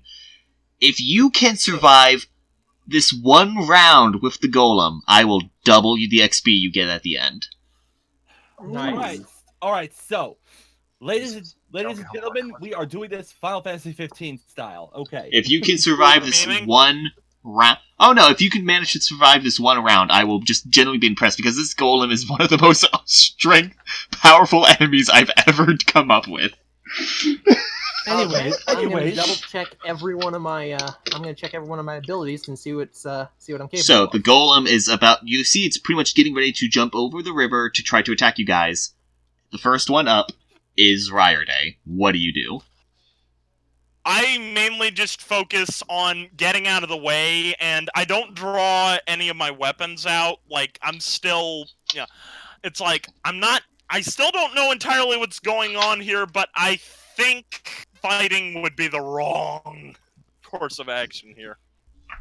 So Basically, avoiding provoking it any more than... So you move, like, you have... already is. What was your movement speed? Like, what, 30 feet? You just move 30 feet? You can, as a rogue, I'm pretty sure you can hide. Yeah, focus on essentially moving out of the way, taking cover, that sort of thing. Okay. So, yeah, you're now hidden. So it's Ryerday, then Sintra. What do you do? Okay. So I use one of my I use Meta Magic Quicken spell to cast Cure Wounds on myself. Okay. So I have so I use my spell casting as a bonus action. Nice. So, all right. So I will recover. This is plus charisma, right? Okay. So I will recover 7 HP. That's almost pretty much everything 1, you got 2, from the 3, magic 4, 5, missiles. 6, 7. Nice. Yeah. And- Alright, so that's 16, and then I proceed to move 30 feet away from the golem, and then I use my normal action to cast Mage Armor. Oh, what does that do again? It puts my armor score to 15. Oh, nice. You're gonna need that. I like how- Next is Nipper. What do you do? And keep in mind, guys, like I know I also say, wait, we don't want to hurt you. I was about to say, keep in mind, this thing has been putting up with this for quite some time. It does not care what you have to say anymore. Okay. It's full Well, defense well, right now. I'm saying in vain because I'm just a friendly person. Okay. I'm Stick to who debating. you are. There's two things that I can do. One is I can use Wild Shape to turn into an animal. The other is I can cast Minor Illusion and hopefully convince him that I've moved twice as far as I actually do. Oh. So I'm doing a toss up here. I think my best bet is actually to go for Wild Shape, just because that's going to be easier to do. And if you turn to one of the woodland creatures he's been interacting with, he's way else So likely to just start essentially- blasting all of them. Essentially illusion magic. No, No, wild shape. Wild shape is a druid thing. You actually It's a become an shape animal. It's thing. things druid do. Yeah. Oh, It's literally shape-shifting. Yeah, Okay. absolutely. See, I'm trying to think of what would be a good thing to turn into because I can't do anything that's capable of flight, and I can't do anything that's able to swim. Well, I mean, there is the frog. They could cross the river. What? My girlfriend just suggested a deer. I don't think that's something I can turn into. Yeah, I'm pretty sure when you're at this low level. Also, I'm about to be crushed by a golem. That may not be a good idea. How about a flea? A flea? Ah, that's the flea. And then we'll put that flea in a box. Put that box inside of a box, and then I'll mail that box to myself. And when it arrives, smash it with a hammer. The tries. okay, so after that, complete and utter stroke. So yeah, so Nipper. So what is it you're doing? I just want to. So you're trying to become an animal of some kind? Yeah, I'm not sure what to pick. I'm thinking just a squirrel. Okay. So it sees you become a squirrel, and what do you like? Scurry up a tree, or? Yeah. Okay. Just like get out of the way as best I can. Okay. The second we're told that we gotta try and survive the round, and then we'll get the bonus experience, all of us immediately like scatter like roaches. Get the fuck out of here, man! Also, we've already seen what this thing can do. It's like, it's attacking. We should probably get the fuck out of the way. Okay, so, Nipper, you do that. I just want to point out, Olivia suggested I turn to a deer. It's got a base speed of 50 feet. And the challenge rating of 0. So I can straight up do that and run farther than anyone else. Okay, you could do that. You do that. I'll do that. So, you can jump. okay. Yeah. So, okay, Amber, since Amber stays hidden and readies in action since the golem hasn't seen them yet. So it is now, Unthreg, what do you do? I'm going to be a total hypocrite about my scattering like roaches comment and fly 10 feet straight in the air. Perfect. Okay. And Stormatrig, your turn. Yeah. Okay, how far would the... Wait, should we do the Constitution check again for the flight thing? 10 feet. Oh no, that was because he was going 60 feet up. Yeah, no, 10 feet. 10 feet is like his maximum without having to do that. It's like default. It would be really funny though if I tried to go 20 feet in the air and just immediately came right back down. The ghost tries to run away and trips. Ghost trips. So. Alright, let's see. What's my position? You're pretty much like I would say you are currently in the same bush as Amber. Since you both haven't shown yourself. She's staying hidden. The Orc Warrior and the Paladin are the only two that haven't revealed themselves. Yep. That is pretty ironic. Yeah. The heavy armor people are still hidden. Yep. Of course, the rogue willingly revealed himself as like, okay, I don't want this to be any more of a surprise than it has to be. Okay, so yeah. So Storm, I'm trying to figure out what I would want to do. You could. How about this? Amber says, "Listen, we are not going to be able to take this fight this thing head on. We wait for it to come over. You and I, we pin it to the ground." All right, you up for that? That's a good idea. Okay, so you ready in action with her? Mm-hmm. Okay. So. While I also mutter a prayer and hope that nobody dies. And with that, it is now the golem's turn. Boy, here we go. So you see it. You see at the bank. It's like about 5 feet from the bank of the river. You see it cast a spell on itself, and it jumps over the river. And the first thing it's do, while it's in the air, it's going to first slash at Unthreg while it's in the air. This is exactly why I sequestered myself. Let's go. Okay, so it's going to... Oh shit, that's an 18. That is an 18. Every Dear time. God. And the First blade's the suplex. magical, so it's gonna hit. First the suplex, now this. So it's going to do. Ooh, frig. So it does the sword. It does 1d8 plus 2 slashing damage. Ow. So it takes 7 damage from that sword hitting you, Ow! and it lands on the ground. And it's going to once again see Sintra and launch another magic missile at you. But this time it launches 5. Oh no. Once again, swings its sword through the air and does. Oh. It does 16 damage! Oh, Dear God. shit! Holy shit! Almost blasted him in half. Almost blasted her in half. Oh, Sintra's, oh Sintra's no. dead. Okay, so Sintra, this is what you see. It sees, so you're about to fall to the ground unconscious. The golem runs up to you, and you all see this. It punches you in the gut, but its hand is glowing, and it casts a spell, and you for the purpose of the story, if some of you want to like roll a perception check to see what happened, I guess. Except Sintra, Sintra's passed out. Oh, I need to find out the perception for a deer. What? Hang on. That's what? Hang on. Okay, perception. I gotta. Use your brain, boy. Oh, okay. I got a 10. Just gonna call it right now. It's actually the exact same perception bonus. 21. Okay, Delightful. so perhaps 7.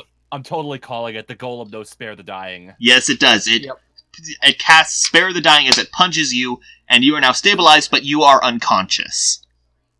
You don't have to roll any death saves, but you are now unconscious and out of this fight.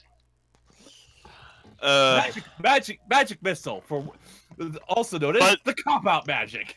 Okay, so Nipper obviously sees this since 21, but Ryerday only got a 7. You just saw pretty much the golem sucker punch, pretty much as kind of as far as you know, that was just insult to injury, as far as you could tell. So, and then the golem goes again. And just so you know, I'll say that Nipper, with that check, you also realize the spell it cast on itself before it jumped over the river was haste. Nice. I was figuring it was something like that. So yeah, for those of you who don't know, haste pretty much doubles its turn and also doubles its movement speed. Yeah. Cool. So, so it's going to roll an investigation check to figure out where you went, Nipper, to see if it can track you down. I swear to God, the next time I can get magic, I'm getting shield. Quill, I'm so sorry, but that's a nat 20. Oh my God! What the hell is with these dice? Nat 20. That's a fucking...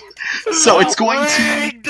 Well, Rigged! Kyle is rigging the game! So much for double XP, everybody. Well, no, let's see what happens. So, Does only one of us have to survive and then we all get it, or what? yes. You don't all have to survive, Okay, as long as survive the round. So it's going to... So it runs you down, and it's going to use the cantrip Sword Burst, which does 4d6. No. So we got... I'm going to tell you this rolls. It's a... Shit, that's a 6. That's a 2. So that's 8, 13... 19. I'm dead. Okay, as it sees it slashing down, once again casts Spare the Dying, and you are knocked out and reverted back to normal gnome form. Okay. How many d6 was that supposed to be? 4. Oh, and Okay, hang on. hold on. How many did I? Okay, I may have accidentally done like. Okay, let's. I think you were Okay, rolling hang on. your I need fifth to. one. Okay. When, that doesn't when I matter. told It you was I was already dead. dead. Yeah, I was already dead. Okay. It's double, so whatever. Okay. So yeah, it rolled that, and once again cast Spare the Dying, and you are fine, but you are also unconscious. God. But because of this, Amber and Stormatrix ready, the action is ready, you can now pin down the golem. So I'm going to ask you to do a strength check right now, Stormatrig. Tested with And you can do it. Strength. So Stormatrig, do a strength check with advantage because you're doing this with Amber. Okay. Amber got a 13, which is not not the best, but compared on what you get, advantage is like you rolling. You roll it twice and picking a better one. Yes. Yeah. I got a 21. Oh damn! Let's go. Actually, I still have a point of inspiration. I should have used that. Oh. Looks the goal. So you managed to both jump out. Amber almost fumbles a bit, but thanks to your help, you managed to grab the golem at the shoulders and pin it to the ground for a moment. And it's going to roll a strength check to see if it can get out of your grasp. Okay. Try it. That is a 20 total. It got a 15 plus 5 to strength. Excuse me! Yeah. It was definitely thrown, but I will say this, because that is too good. You're a sadist. I can't be. I will say this, because you caught it by surprise, its sword flies out of its hand. Yeah, So it is. God. It only has its unarmed attacks now, and also its whatever magic it has. So you managed to do it. So it's going to. Let's see. Hold on. I'm trying to remember what this certain spell does. I need to look it up again. Oh crap! We're losing them, guys. He's going robot. Oh, We're what? losing. Oh, no, I backed away from the mic for a moment. Okay. You robot for a second. Okay, You were roboting. Okay. Am I good now? Yeah. You're good. Okay, it's going to do this. It's going to cast the spell. It's a level 1 spell called Chromatic Orb. It does... Oh, no. 3d8 I don't know what damage. that means. It does 3d8 damage. You hurl a 4-inch diameter sphere of energy at a creature you can see within range. You choose acid, cold, fire, lightning, poison, or thunder damage for the type of orb you create. It's basically color spray before like a single orb. Yeah, Oh, so no. it's going to hurl this at. It manages to, like, as you put it to the ground, it turns itself over and throws you off. You're still standing, but then it casts Chromatic Orb at you. Does so 3d8. That's 5, 13, and 19 total damage. I'm down to 2 HP. Oh wait, no! Hold on, I need to actually roll a. I forgot that's an actual spell. I need to roll a d20 for that. Yeah, gotta hit him first. Okay, it rolled a 9, so the orb. Oh, thank God. The orb flies by your face, but you could feel the energy coming off of that. That would have hurt like hell. But then it's going. It's going to. Let's see. It did. Oh, I'm trying to keep track of. It did haste. Let's see. It did haste. Attacked Unthreg. Magic missiled. Sword burst. Chromatic orb. Okay, so that's 5 out of the. Let's see. That's 5 out of the 8 from the haste. So this is going to be its 6th attack. What's your armor class again, Stormatrig? 18. Okay, well, this time it hits you. It rolled 15 plus... It rolled a 15 plus with its... Hold on, I'm trying to fucking bring up the character sheet again. It was... What was its spellcasting modifier? Plus 5, right? Yeah, it's plus 5. So, yeah, it hit roll 20. This time it launches another Chromatic Orb at you. This time it hits. This one, it's a... That is a 4, 5, and... It does 10 total damage. As an orb of cold energy blasts you in the chest. You can see that's cold energy, okay. And You can end up hearing Stormatrig give off a kind of a pain snarl, like something like you'd hear. It's going to then. Oh, sorry if I interrupted you. It's just like how do I describe it? It's like imagine one of the Velociraptor cries from Jurassic Park, like that. Okay, so this time it's going to launch an attack at Amber. Let's see, that's it. Okay, that's not going to do it. You see him cast some fire bolts at Amber, but they miss. 6, so it's 7. God. And Zip right on it's by. going to cast. It's going to try attacking Amber again with that same firebolt attack, and it misses again. So let's see. That's its 8th attack. That was its 8th attack. But then it's going to action surge. What? So Surge? yes. Maybe I should tell you now. This golem is a level 20 Eldritch Knight fighter. Yep, that sounds about right to what you described before. And so Gene, I don't know if you know what action surge is. Basically, it gets Never another. heard of it. It gets another turn, and since it has 4 attacks in 1 turn, No. so it's going to hurl a. This time, it looks at. Actually, I'm going to say it forgot about Unthreg after it slashed you down, but since it didn't kill you, did it? Like it did. No, Okay. just knock me It's for- going to for 7. I'm this down time- to 10. Actually, for its first part, it's going to run back for its sword. I'm going to Eh. call BS on this. Spare the dying counts as an action. Oh, it does. Oh, Yes. Yeah. Got him So with you're that already down one. 2 turns. Objection! And that's why Take you that! do your research. I love the idea of a Phoenix Wright, but it's only D&D. Yeah. how did you know that was going to be the next chapter? Oh, God. I'm kidding. Anyway, But it did happen. Honestly, I would have no. Damn it! I literally wasn't even intending to go there, but my mind went there anyway. I was gonna say no objections to that. Objection! Okay. Completely non-deliberate, but it happened You want- anyway. okay, I will say this. Hold You it. managed to survive Set yourself the up. first turn, but on its action surge, it is going to pick its sword back up. Okay. So it is now. Using its Let's see. full action, Let's see. It was Rye. You are still standing, right? Whoa, okay. Ryerday still standing? He hasn't been yeah, attacked. he's alive. Okay. He ran and hid like a little bit. Okay, Ryerday, it is now your turn. The golem. Since you hid, the golem does not see you. It is your turn. Hey, maybe you I, could bring me back, make me conscious again now. yeah, I essentially just I try to keep myself concealed as I go to check on let's see, would Nipper or Sintra be closer to where I am right now? Sintra. ran 50 feet in one direction. Sintra's very close to you.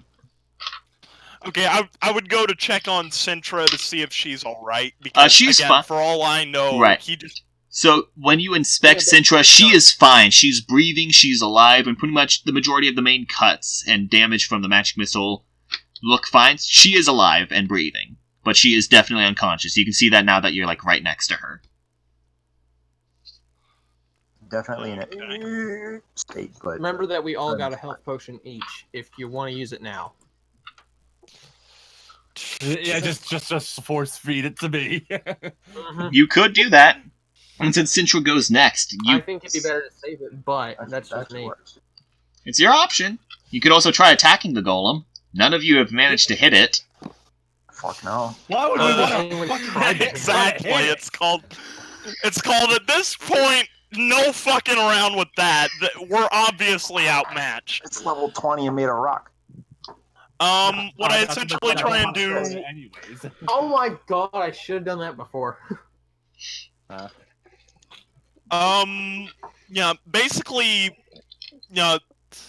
Ryerday in the back of his mind, he's trying to come up with something, but he has nothing in terms of a long-term plan. Because I mean, come on, look at what this thing is doing. You do have the You do have the Stormblade still. You can try intimidate. You can try intimidating it. There's also your arcane grenade. Oh, Options here and there. actually, no. I completely forgot. You do have the arcane grenade. That does, since it's made out of stone, that has it's. I believe it does double damage since it's made out of stone. Oh my god. Unless he whiffs it and it lands in the river.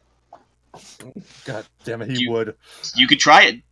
You can either so pretty much the only the options you have right now is you can try to the options, at least from the way I see it, you can give a potion to Sintra, wake her up, try to intimidate the golem with your Stormblade, or use the Arcane Grenade to see if you can stun it, or you will definitely do damage, but you can see how badly you can throw it off with that.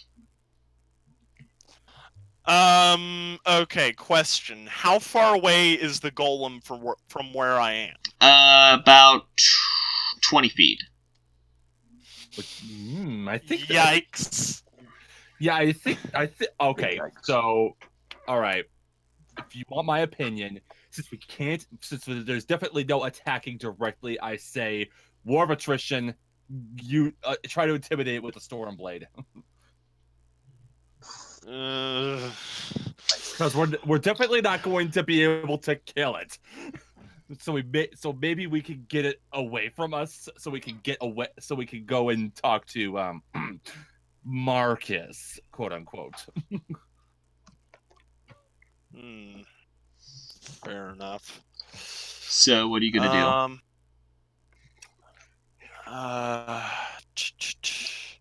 Let's see. Okay, what would I be able to do with? Actually, pretty much you can activate it. It's all it does right now. It does an extra, but pretty much just the way it's flashy, you could try intimidate, because you have to remember the Stormblade. No one's ever seen anything like it. Yeah. And there's also still the option of trying to possess the golem. I've been thinking about that. True enough, but I'm thinking it could seriously blast back against me, but it could happen. So it's not going to listen to a damn thing we say. Definitely not. Barring intimidation. Yeah. Yeah. So I mean, and like I said, if the intimidation doesn't work, try possession. Yeah, because after Riot would be Amber and then Unthreg. I can't aid anything to this conversation because I'm knocked out. Yeah. All right. I would basically. Okay, I'm thinking I would try and shift Sintra to the side where she'd be like in cover, so that way if it attacked me, she wouldn't get caught in the attack or anything. And then activate the Stormblade and essentially yell over at it to get its attention. Okay. Hey! Roll intimidation. Thank you. Alright. Roll d20. Leave my friends alone! Ooh, 16 plus 3. Okay, so you step out and you say, hey, it turns to you, and you pull out the Stormblade, it ignites, crackling with electricity in the area, and it definitely jumps back, and whatever rage it was, it kind of snaps out of it. It's like, what the heck? And Ultra drop guard. Okay. Hey, his eyes aren't rubies anymore. And at this point, I basically tell it, listen to me.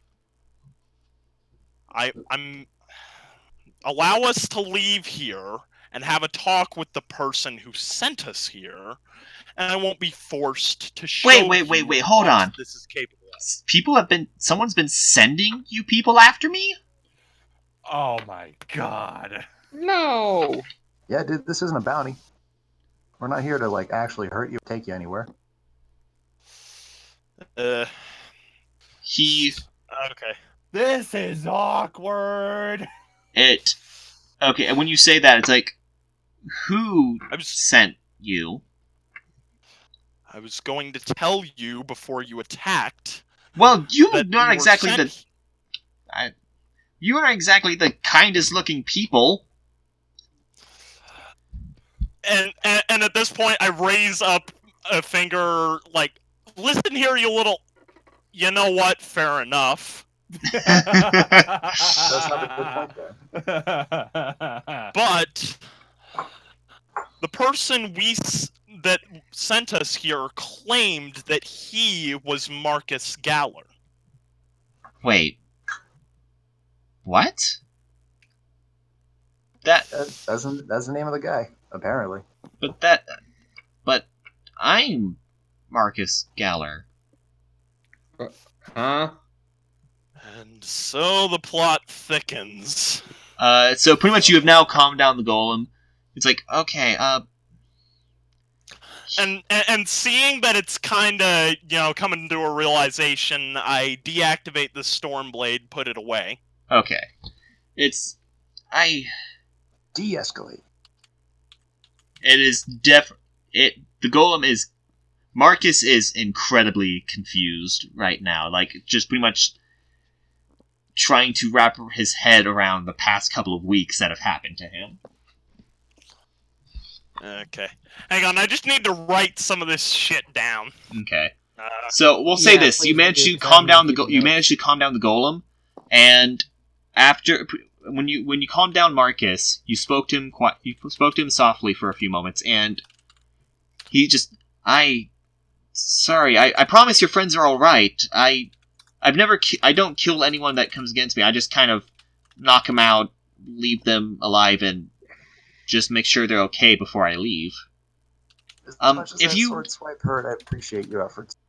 He picks up Nipper, he picks up Sintra, and those were the only two who got knocked out. It was Nipper and Sintra were the only ones who got knocked out. Yep. Yeah, he picks them up. It's like, here, if you want to, we can go to my home. I can heal these two up.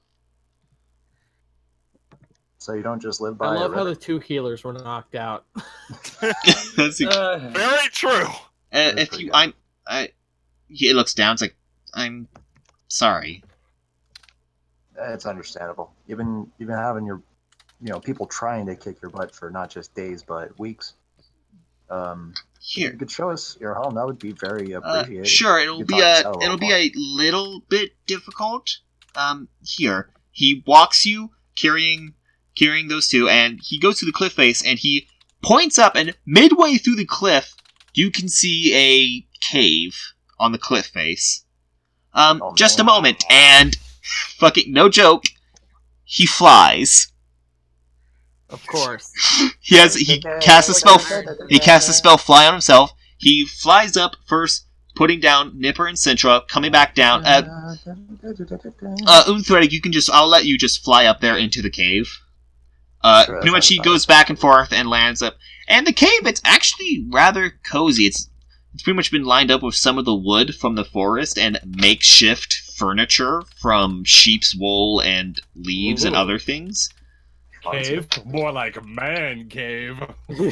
And he lays down Sintra and Nipper, and he has this kind of like makeshift first aid kit. It's like, I made this while living in the forest. I don't know how I knew how to make it, but I always have some of these handy ever since people started attacking me. And he, sure enough, does some pretty good healing on just through natural medicine. I'm going to say, let's see, 6. Okay, Nipper, you get 6 back. Sintra, you get 7 health back, and you're both now awake. Okay, I have 7. And pretty much you just woke up and are now in the middle of the cave as the golem goes over. He's like, hey. Calm down, homies. We de-escalated. That was something. You're a real cut up, dude. I look at the golem. I'm like, oh hey, you didn't kill me. Thank you. Like, so now you can now talk to the golem about Marcus. Or quote unquote Marcus. Okay, hang on. Alright, hang on. I'm still writing this shit down. Okay. That was a close one. I did not expect to have him catch me when I ran freaking 50 feet away. I'm probably just gonna cast the cure wounds on me again. You ran 50 feet and it caught up to you. Yeah, it's bad luck, man. Hi. I'm casting cure wounds on me again. Okay. Yay! I got 8 health back. Alright. And I'm just gonna. Okay. Yeah, 1 spell slot left. Boys, what'd I miss? The market. Well, Golem Marcus kind of looks. Sounds like Sorry, I hope I didn't hurt you too bad. I'm still trying. I did spare the dying correctly, right? Yay! I'm used to waking up with hangovers. It's not anything major. Okay.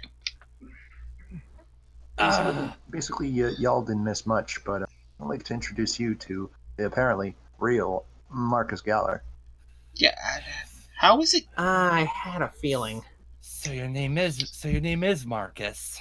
Yeah. Who's the? I don't remember much about since I woke up in the forest, but I do know at the very least, I know how to do some magic. I know how to fight. I know some other skills, and I know my name is Marcus Galler.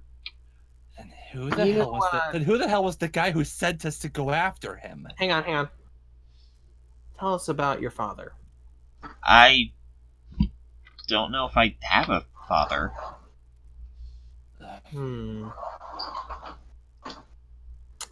I see. I can tell you one thing, he very likely did, and he was very likely what was it, crazy Lucas. cool magician? Lucas Galler was his name. Okay, I'm back. Okay. Howdy. Yeah. All right. So let's see. wait, I don't understand. Someone was sending people to just attack me? Why? They were saying they were you, and that Lucas Galler, the mad genius adventurer and archaeologist, left all of his worldly possessions in a cave when he died, and left the combination, well, on you. Apparently the combination's on your backside underneath that cloak of yours. But there's nothing there. And sure enough, he shows you his back. It is smooth and clean obsidian. There's nothing there. I see. He And didn't try the there's nothing combination. in, like, druidic, there's nothing in... No, it's just clean. There's literally nothing on his back. There's nothing written on him. My eyes widen, and I look at the party, saying, "Guys, we were set up." Probably. Beautiful. Yeah, I think we need to go have a talk with this Marcus, with massive air quotes, of course. Wait a second. What was We're this? not going to find him. But what was this cave you were talking about? Something with a giant door on it. Looks really intricate. Can I see it? Massive vault door, definitely arcane in nature. Yeah, well, we can go have a look at it if you want. I say we be discreet about it, though. Wouldn't want Marcus to see us entering it. Oh, he's not going to be back in town, I'm sure.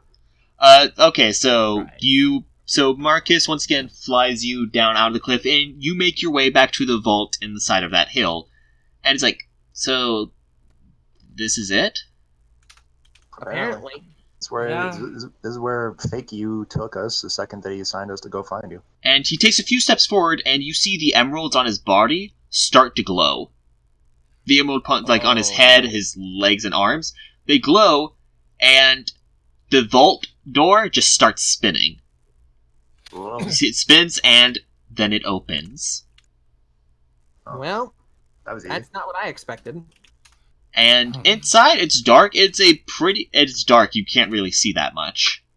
Like you can make out some places where torches are, but they're not lit or anything.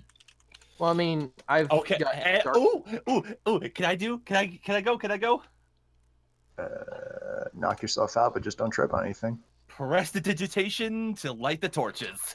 All right. So the torches light up, and sure enough, like fake Marcus said, it is a somewhat decent office space, but it is in a wreck. But the thing you notice there are large chunks of emerald and obsidian scattered all over the place, and other various magical tools.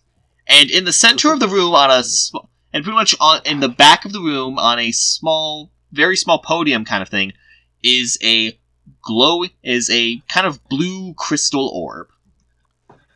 Uh-huh. This looks more like a laboratory than a place you keep your prized possessions. This doesn't seem like a And vault. then you hear a voice like, "You opened it?" And sure enough, at the door is fake Marcus. I cast Thunderwave. Do you actually? Yes. If you didn't do it, I was going to drop kick him. So. And sure enough, you thunderwave him, and he... Yeah, I'll say, like, just to get this part out of the way, it's like... yeah, he flies about 10 feet back, he sits up, "What? Hey, ow, what was that for?" And then he looks up and sees all of you at the door with the golem. He's like, "Oh, why did you bring that thing here?" What? And at this point, I walk over towards fake Marcus and say, "Hello, Marcus. I think you have a bit of explaining to do." What do you mean? I storm up to him and I growl, "Talk now." And can I roll intimidation? Sure. All right, let's see here. Talk now. Roll d20. Yep, 14. That works. He was like, all right, okay, fine, I'm not Marcus, but it's not like, but come on, the kid's dead. No, The he isn't. vault's- He's right over there.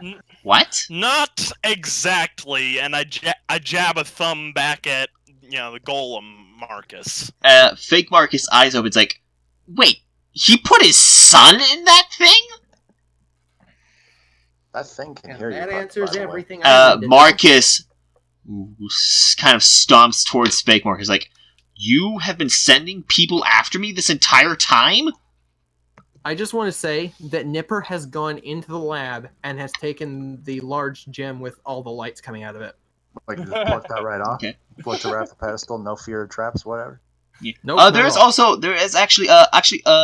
all of you roll, actually no, I say since Stormatrig is out of the vault with Marcus, everyone except Stormatrig roll a perception check for inside the vault. Okay. I actually got a good roll this time. Oh shit! Perception 8. check.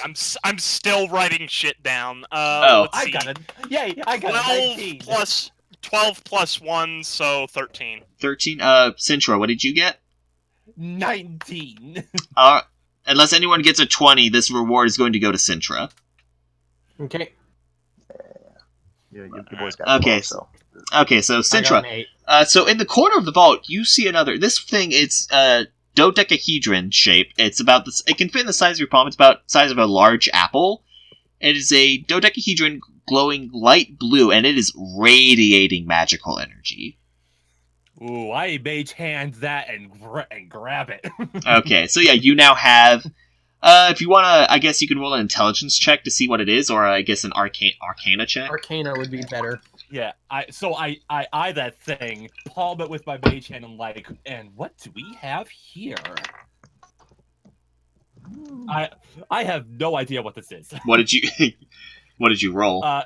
Okay, if it's arcana, it's 11. If it's straight intelligence, it's 9. I'll say the 11 will do fine. You recognize it as an arcane core. I'm sorry, I lost you. What did you say? You recognize it as an arcane core. Now what What are was the- you? Now what are you doing in here? So Marcus is like, it's like What is an arcane core exactly? That sounds exciting. It's basically the heart of a golem. Yep. Oh. It's basically a magical. It's basically a special magical battery. Well, What this it- explains a bit. It is the one thing you need for any aspiring golemancer. So Not just the, Golemancy. It's a lot of arcane core can be used in a whole bunch of stuff. You said that there was a large gem that was glowing a lot of colors. Yeah, it wasn't glowing a lot of colors. It was just a blue crystal sphere. Oh, okay. You grab that? Yeah, I grabbed that. Okay. I actually rolled Arcana to see if there was something on that. I got 25.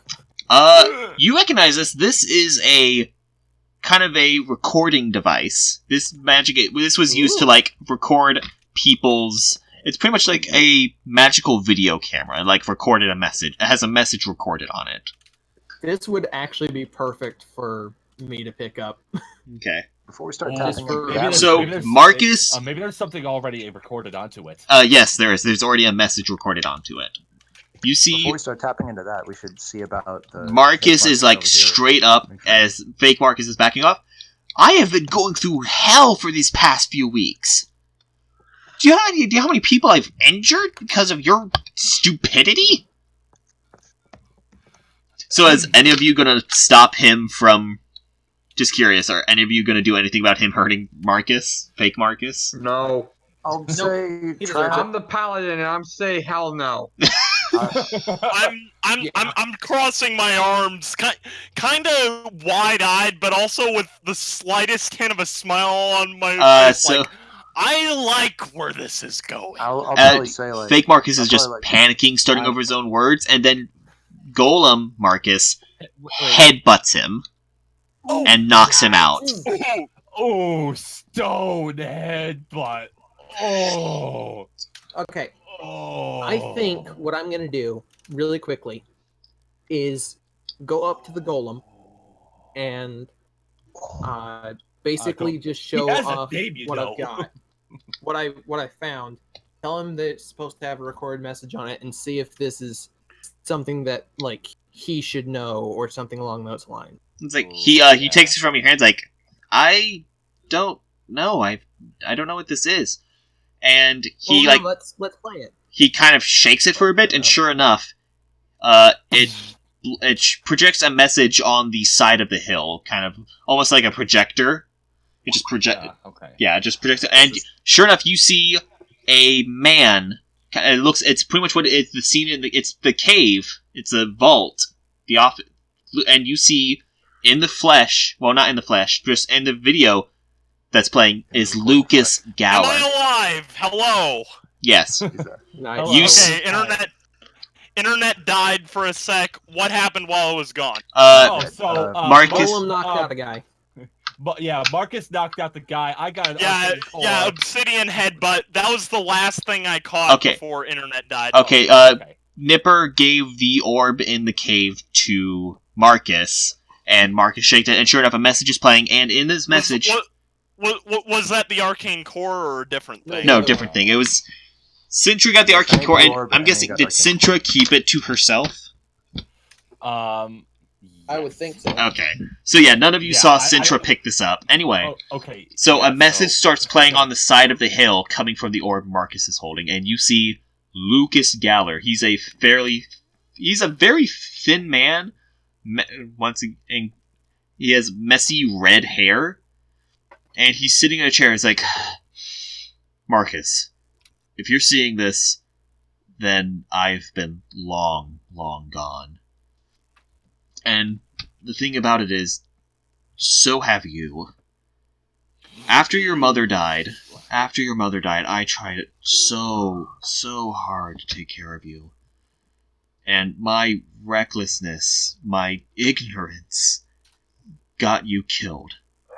I should have taken so much better care. And the entire time he's talking, you notice something. He's getting thinner. Like, it's not like he's aging, but almost like his muscles himself are just growing weaker as he speaks. But I just hope I can make up for it now with what I've done.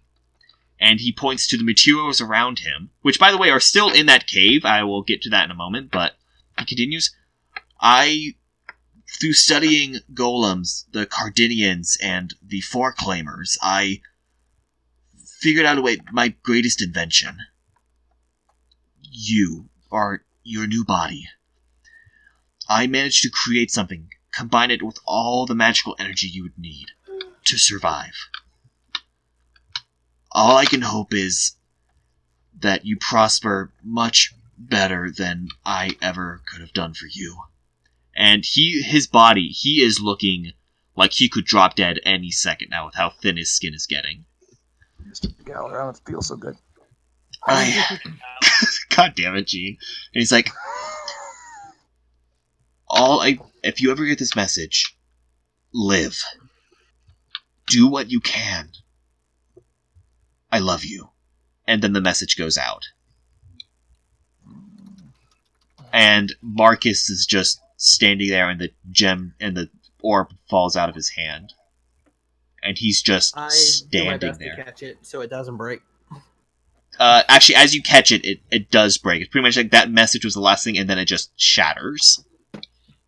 Damn it, that could have been useful. Mm-hmm.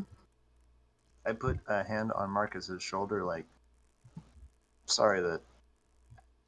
now that you've come in actual physical contact with it, you see something, Unthreg. It's only just slight, but you can see, through just direct contact, you can see the spirit, what Marcus, for just a moment, you see what Marcus's spirit, what he actually looks like if he was human. Just for a fraction of a moment, you kind of just see the spirit within him. Like a blink of an overlay over... And just for a couple seconds, you see just a 14-year-old boy, and the spirit is crying his eyes out. Stormatrigger, I'll just go on over and I'll just kneel right next to him and I just whisper softly, "I'm sorry." I don't know what to. I don't know what to do. I've been just. I don't know. Do you remember how long it's been since you woke up in the woods? About a year. Hey, that's extensive. Well, Can I hug Marcus? Yes, you can.